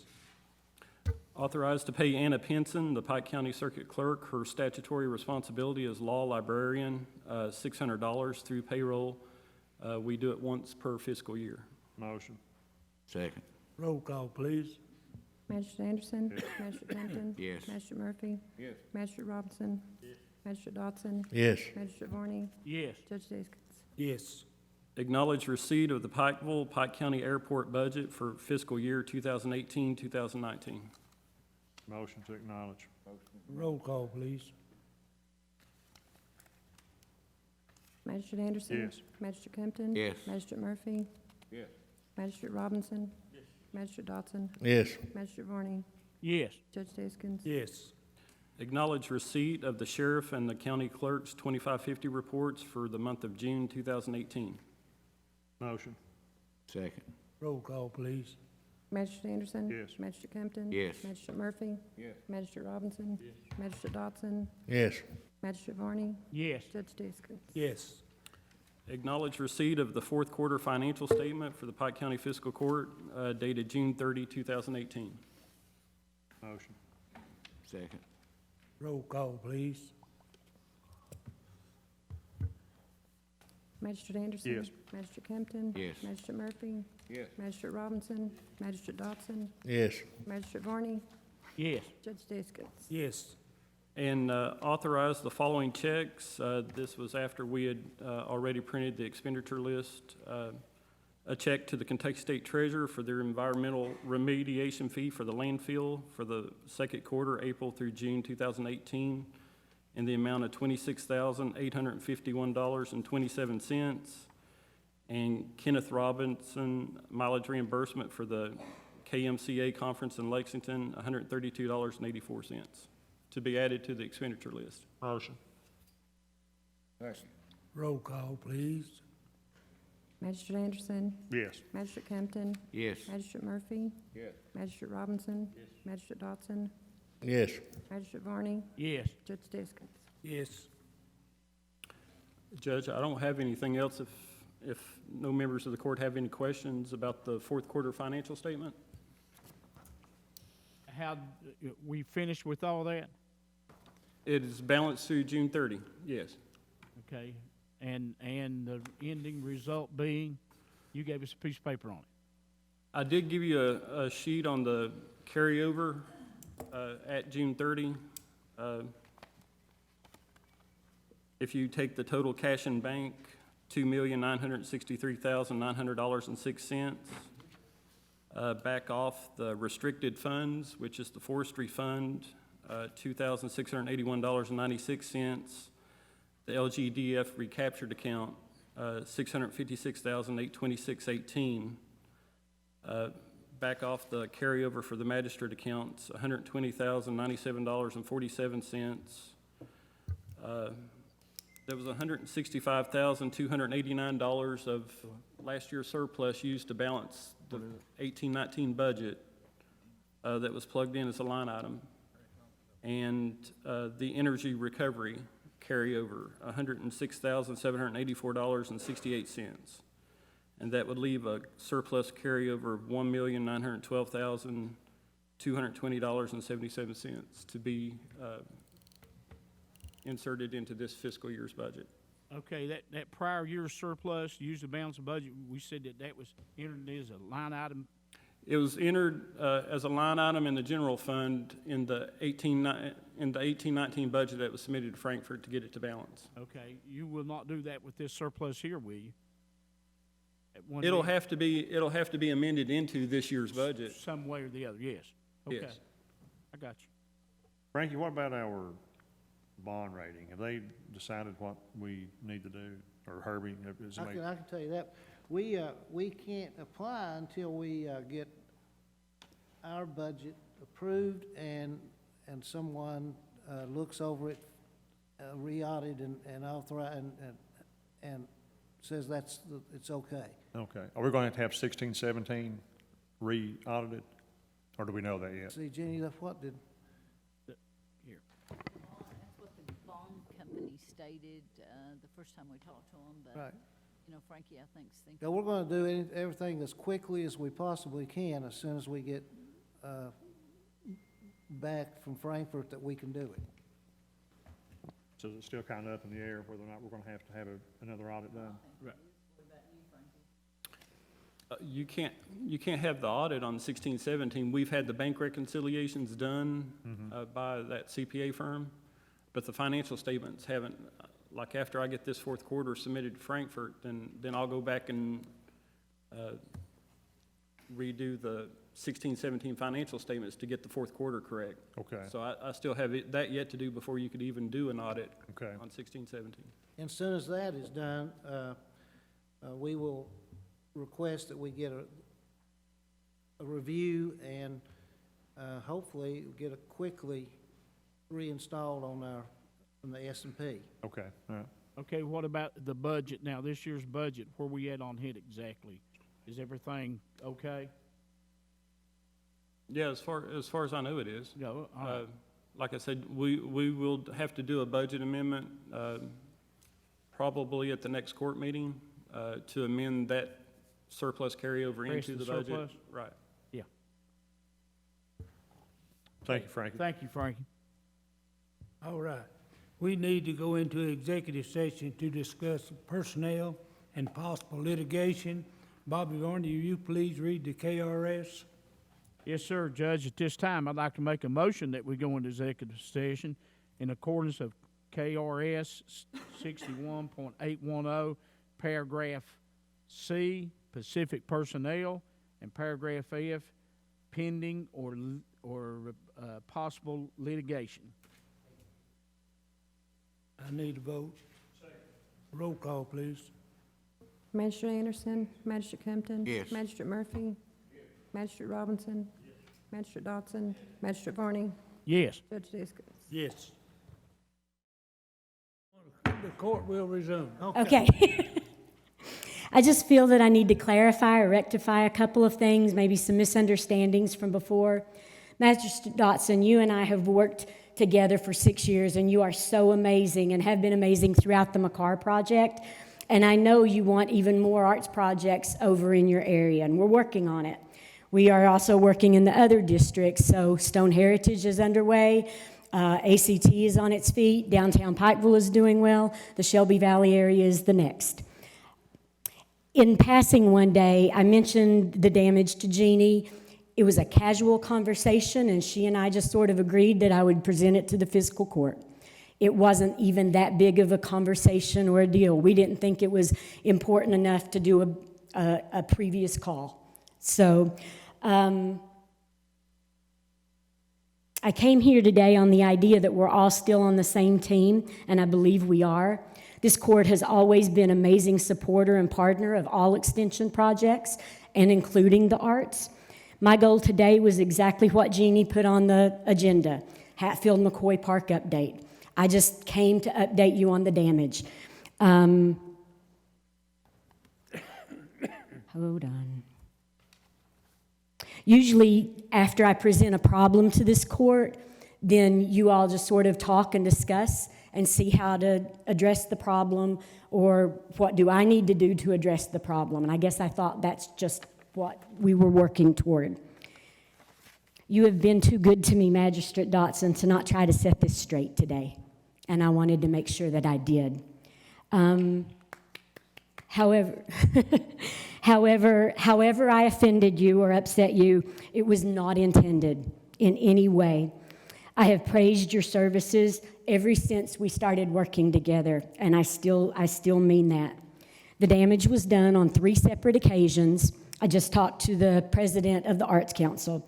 The damage was done on 3 separate occasions. During the winter, somebody beat the building up with a bat. Sometime either before, during, or after the rally, there was some more damage done. And just last week, the overhead staging was torn down.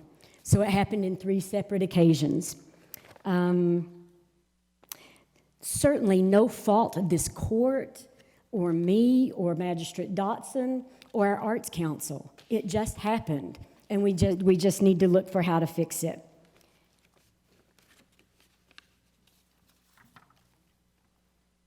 I believe Magistrate Dotson's suggestion on how to prevent future situations of a security system and to assign and enforce a skilled technical person to be in charge of and running the equipment is the most substantial idea.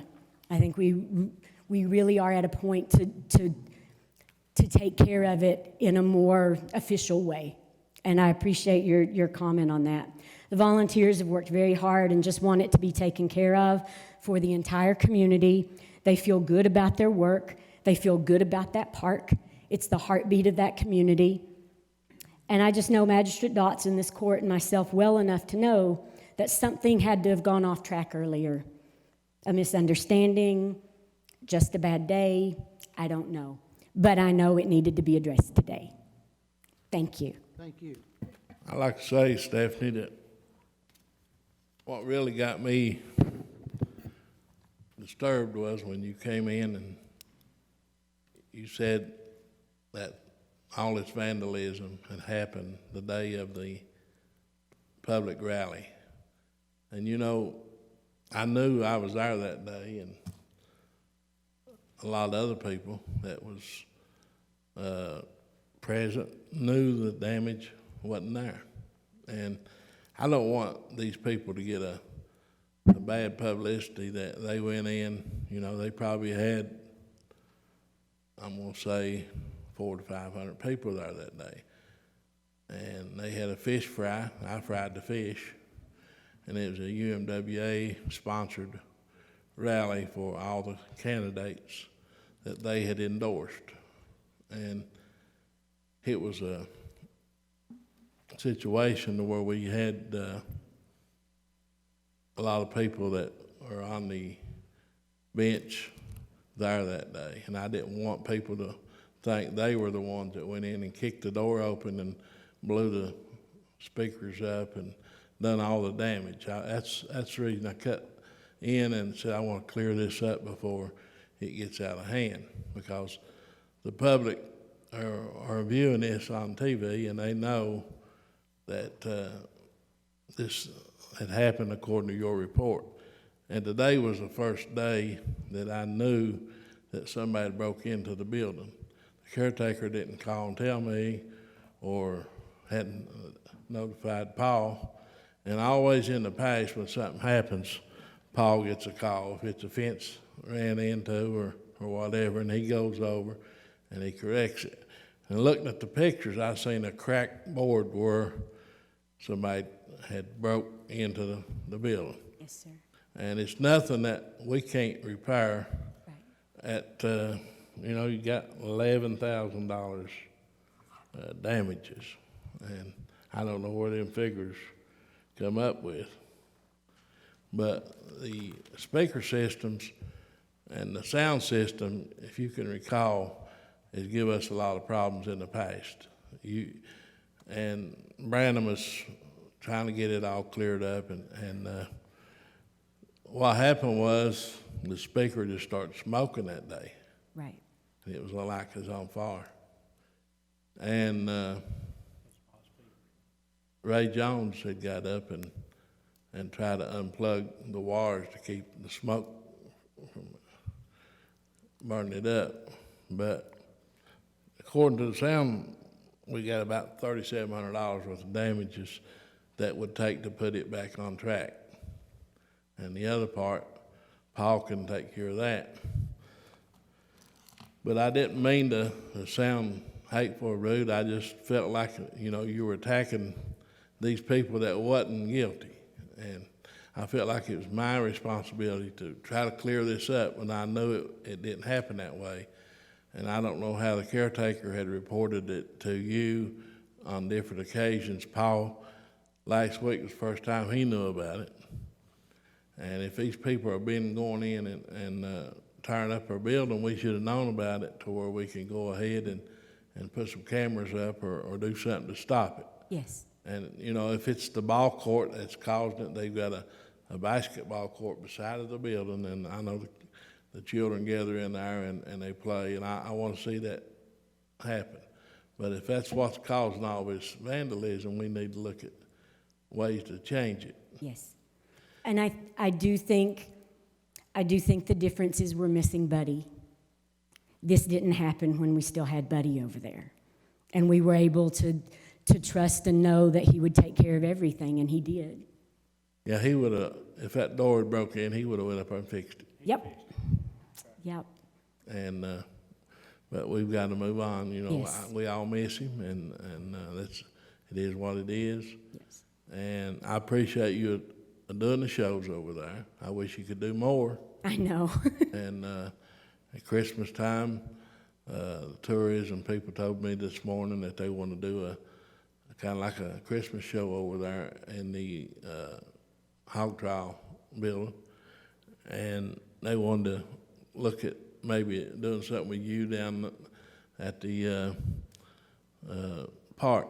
But we have a beautiful park. Yes, you do. And it's known all over the county, and we have people that they think it belongs to Bobby. Every time he runs into somebody, they're commenting Bobby, and that's fine as long as we keep it going. And I hope the next administration will upgrade it. We've still got some work to do over on our boat ramp. Hopefully next week we'll start finishing it up. Paul had the people over from FEMA the other day looking at the damages that the water had done. But, I apologize if I sounded hateful to you, but I think you come off pretty strong on me, and I had to answer your question. And that gets me in trouble sometimes. I am what I am, and I'm sorry if I offended you. I just know we've worked too well to let it go. And I couldn't figure you coming in the way you have this morning, the way you worked over the years on getting this stuff done, but you're like a different person, and I guess I was a different person. We all have good days and bad days. Yes, sir. Thank you. Thank you. All right.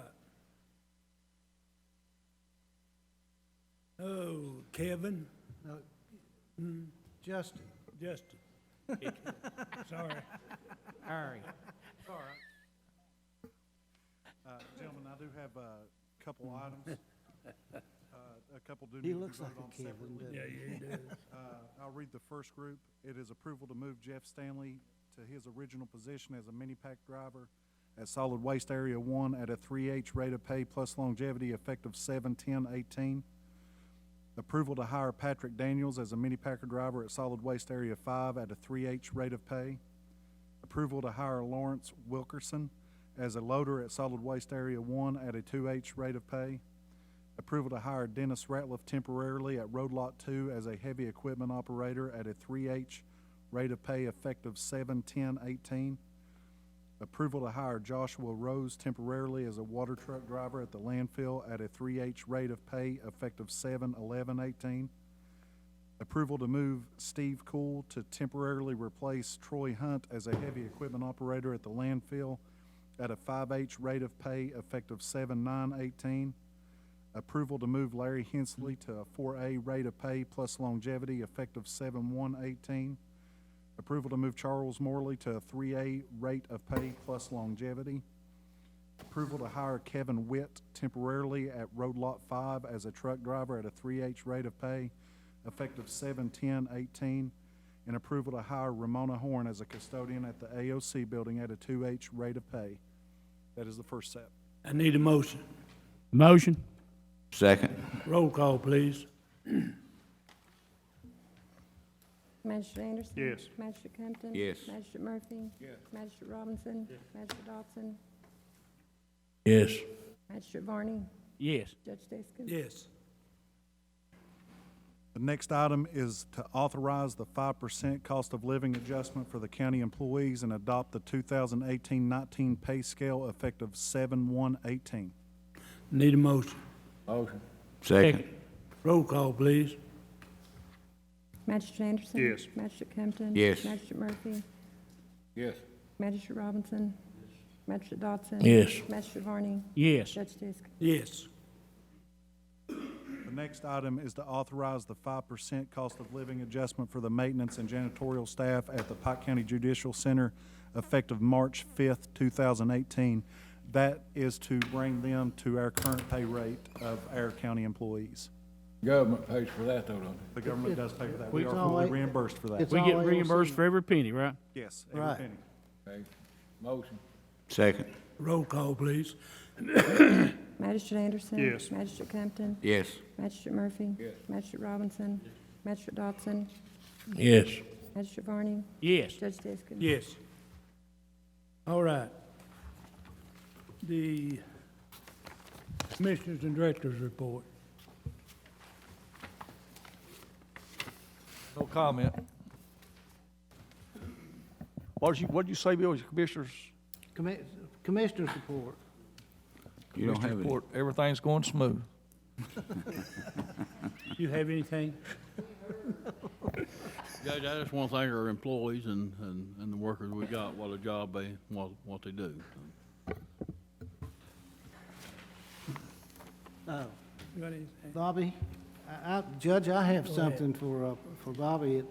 An article in the paper several weeks ago, I guess now, a week ago, about our landfill. And I just wanted to straighten up some facts that was supposedly in the A&E and the facts as they actually exist. How many years of service do we have in the landfill now as it exists? Herbie, the only thing that I've got to go by is our annual survey. That's all any of us has got to go by, is the annual survey that is done each year by Summit Engineering, which designed the landfill. And they do that every year in February. Now, a lot of these things that's been talked about and printed, I don't know where they get their information from. But the report that I have this year from Summit Engineering said, according to the recent survey conducted on February the 9th, Pike County Solid Waste placed approximately 45,731 cubic yards of waste in 1 year. Assuming the same rate of waste placement since February, there should be approximately 384,088 cubic yards of airspace remaining in Phase 5. At the current rate of waste placement, Phase 5 has approximately 8.4 years of usage remaining. Now, after Phase 5 is full, we can go to Phase 6 if we want to expand, and it is estimated to have 9.1 years in Phase 6. Now, if you combine both of those together, you've got 17 and a half years, which will put you up to 2035, year 2035. And Bobby, suppose that we have to close the landfill, are we making precautions now to pay for the closure of the landfill? Yes, Frankie, he could tell you more about how much we put each year in post-closure of the landfill, but it is estimated to cost $2,686,672, and that was an estimated cost if we go ahead with Phase 6 and then we close it out. Okay, and we are putting money every month or every... It's every One time a year, we make a $130,000 escrow payment into the post-closure account for the landfill. And how much is in there, do you know? There's over $2 million in it. So we've got over $2 million to save for it, so we're not a bunch of near criminals. No, we are, we have met or close to meeting what they said that we would have to close it. The only thing that I see, Herbie, is that if we're going to do Phase 6, we need to be putting money back to cover that cost whenever that we open Phase 6. And you know roughly what that's going to be, Bob? It was estimated at $5 million. Okay. And so you're looking at that in 8.4 years if we keep placing garbage in there at the rate that we're going right now. And if we was going to do Phase 6, how much in advance of that would we have to plan for Phase 6? We need about 3 years in advance if we go to planning Phase 6, because that's like getting permits and so forth and so on. So the trouble that the county is having now with the bond rating, we would have 5 years to get our bond rating so we could sell bonds. Right. If we go that route. Yeah, correct. So we wouldn't have to go that route. Well, Bobby, how much is our garbage bills every month? Right now, $17.50 is a regular rate and $14.50 for the discount. Do you know the rates of our surrounding counties, what they charge? In Williamson, West Virginia, they charge, I believe they told me it was $26 or $28 a month, and some of the other. So we're $9 a month below Williamson. Yeah. And what about Martin County? Martin County is about $17.50, right about where we're at. But they have a bag limit. They don't get to throw everything out. They have 5 bag limit. Okay. And do we have a bag limit? no, we don't. We take everything they throw at us, including the kitchen sink, and they will throw it. And mattresses. I was over there the other day and saw a whole bunch of mattresses in there. Mm-hmm. Yeah. Hey, we had a supervisor brought in 14 box springs and mattresses on pickup in one load, and had it strapped on, so come in one house. But I just wanted to bring that to the attention of the court and to the attention of people out there that are watching this, that we are in no danger of closing the landfill.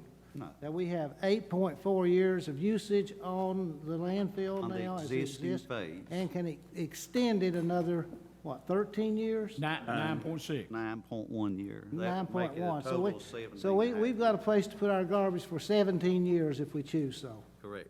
Thank you. That's all I have.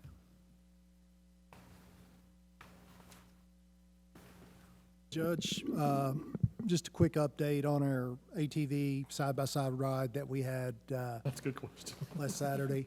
That's an excellent We point. had about 60 people, had about 30 side-by-sides and a few ATVs. We had 12 states represented and had a couple there from Ontario, Canada that came down and rode as well. They actually have a YouTube channel and will be doing a feature story on the trail systems and the Hatfield McCoy system as well in the coming months. So I'd like to thank the folks at Hatfield McCoy Power Sports. They had their open house. They fed us a nice meal. There were plenty of giveaways. They were really happy with the response that they received. I think they sold several units that day. Just saw a post on Facebook that they had sold another one to one of the guys that had attended that and rode a side-by-side. So our local businesses are stepping up. They're embracing our trails. They're working with us, trying to promote and develop that. And they're benefiting from the trails, which is exactly what we want to see happen. This coming Sunday at Ball Fork, we'll be doing a mountain bike ride. And the Hatfield McCoy Motorsports, which is here in Pikeville, will be sponsoring that. We'll probably be doing some demos. If anybody wants to show up a little early and check out some of the equipment, they're going to have some extra bikes with them. That ride is scheduled to go off at 2 o'clock, weather permitting.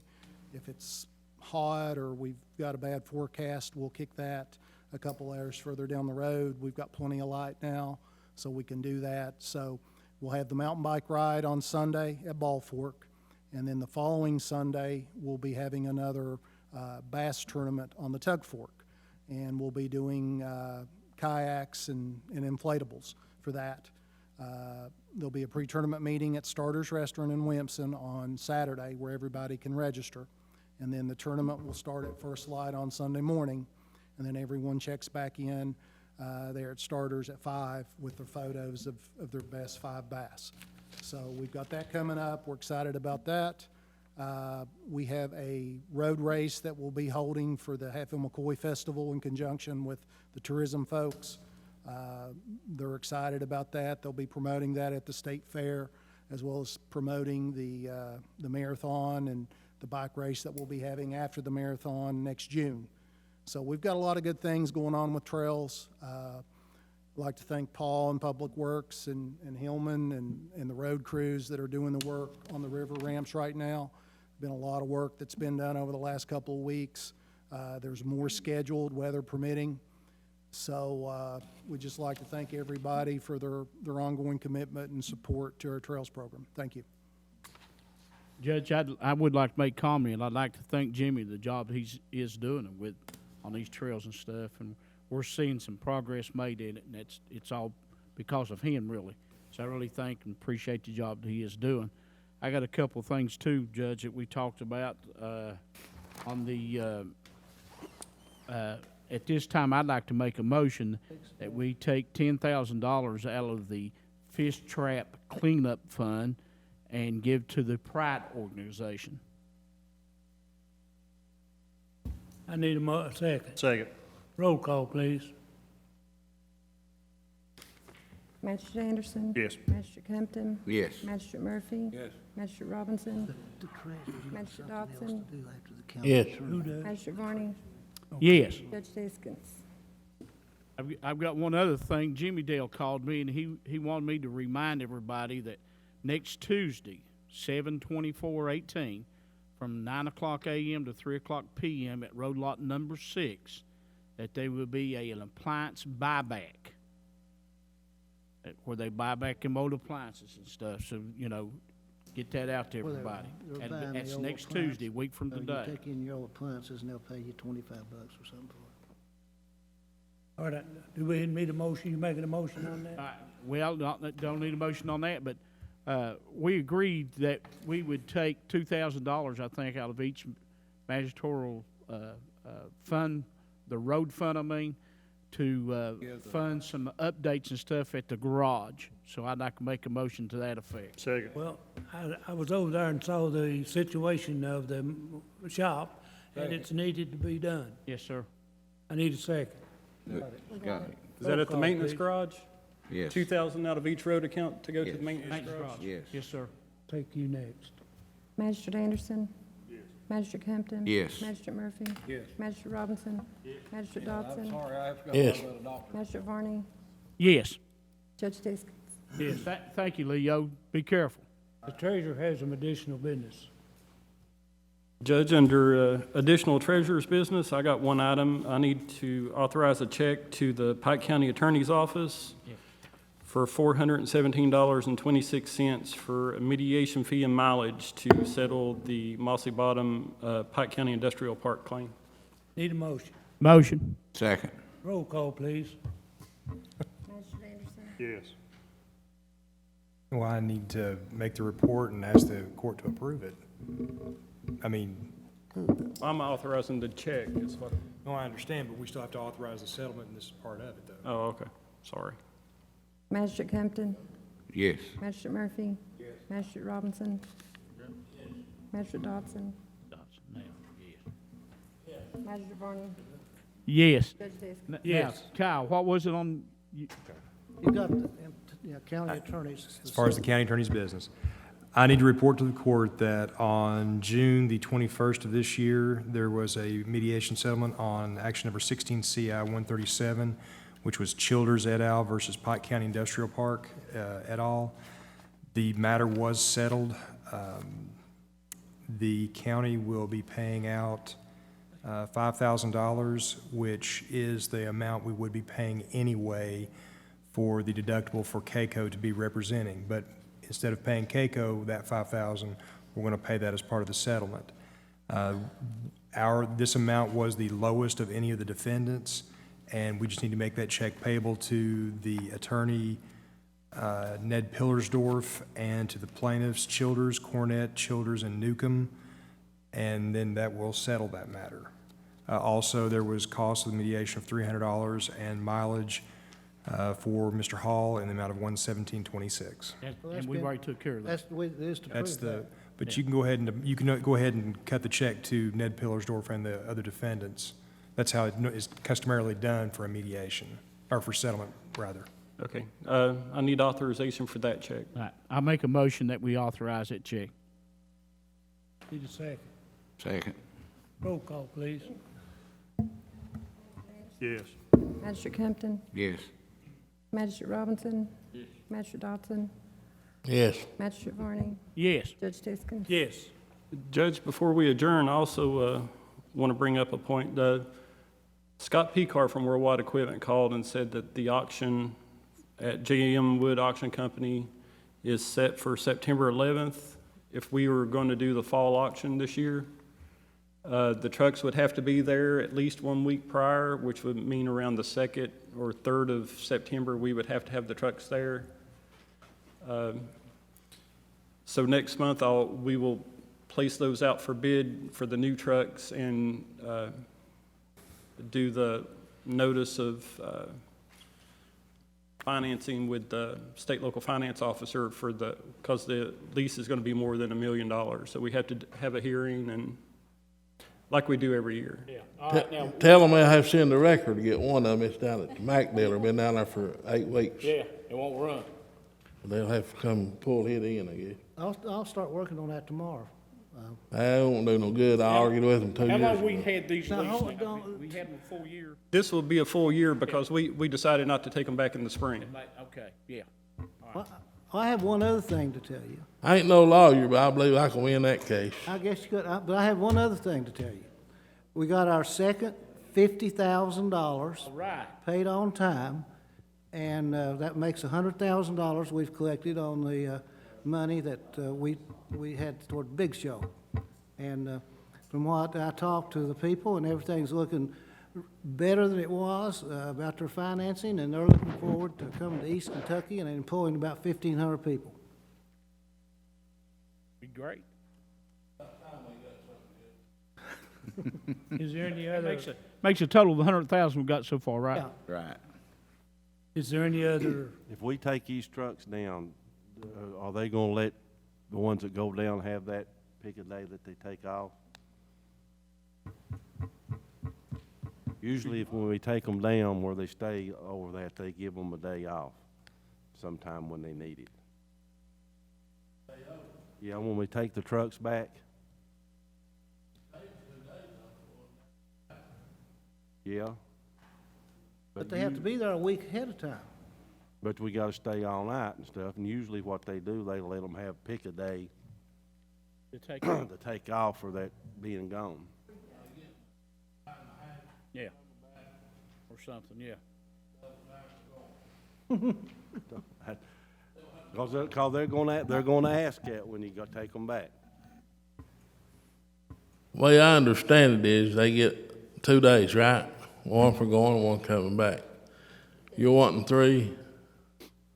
No, they go down one day, we stay all night, and then we come back the next day. Usually we don't get there till 6 or 7 hours on the way, 7, 8, 9 hours on the way down.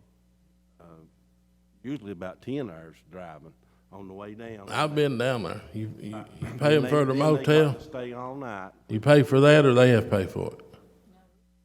The motel? We pay for that, but then You they feed them, don't you? But then they stay all night. Yeah, we buy them something to eat, and then we don't get back till late that evening. And usually the court lets them somewhere for the time that they stay of the night. They let them take a day somewhere to make up for comp, to make up for that. Comp time. And they're right, and they're going to ask that. So I need, or Jackie Darrell, somebody needs to say yes, you can do that, because it's hard to find 11 drivers that's willing to do that. Stay all night and do that. Don't look at me, I don't care. And driving a big old. I don't care if you give them a week's vacation, tell them going down to the beach and spend a few days. They'll be close Can down we need there. to stop They'll be at Lake Weiss on the way back and take a fishing trip? is there any other comments? So they probably need a motion to. You did? Yeah. What it is, they pay them for 2 days, but they give them a compensating their time for staying overnight. They want And to pay extra for the time driving, time they're there's away no from the overtime baby here, that and they night, give their them mommy. that 1 day in the past. Something that, Yeah, something. Has anybody got a motion to solve the thing? Or- A motion to go ahead and do that? Yeah? Comp a day? Yeah, comp day, I make a motion, we give them a comp day, the drivers go. What about the time when you went please, down and drove roll up call, please. Diane's vehicle back, you want to pay for that? The man, We got a second over here. yeah. Kenneth? Yes. Magistrate Robinson. Magistrate Dodson. Yeah, I Magistrate say give Barney. them 2 more days. Yes. Judge Siskins. Yes.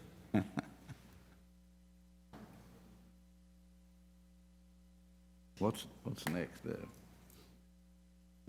Is there any other comments? All right. Commissioner, let's see, County Attorney's report. Kyle? Already gave it. All right. Let's see here.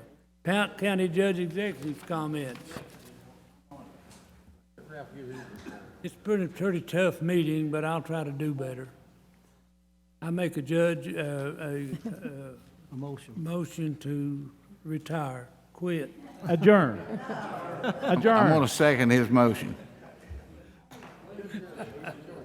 Yeah, motion to retire, Judge. Motion to go home. You did a good Charlie job. did. Got a roll call. Good job, We Judge. got Magistrate one more roll Anderson. call to do. Magistrate Kempton. It's a tough. Yes. Robinson. Magistrate Dotson. Magistrate Varney. Now, if everything holds, Yes. Judge Davis. we'll be in good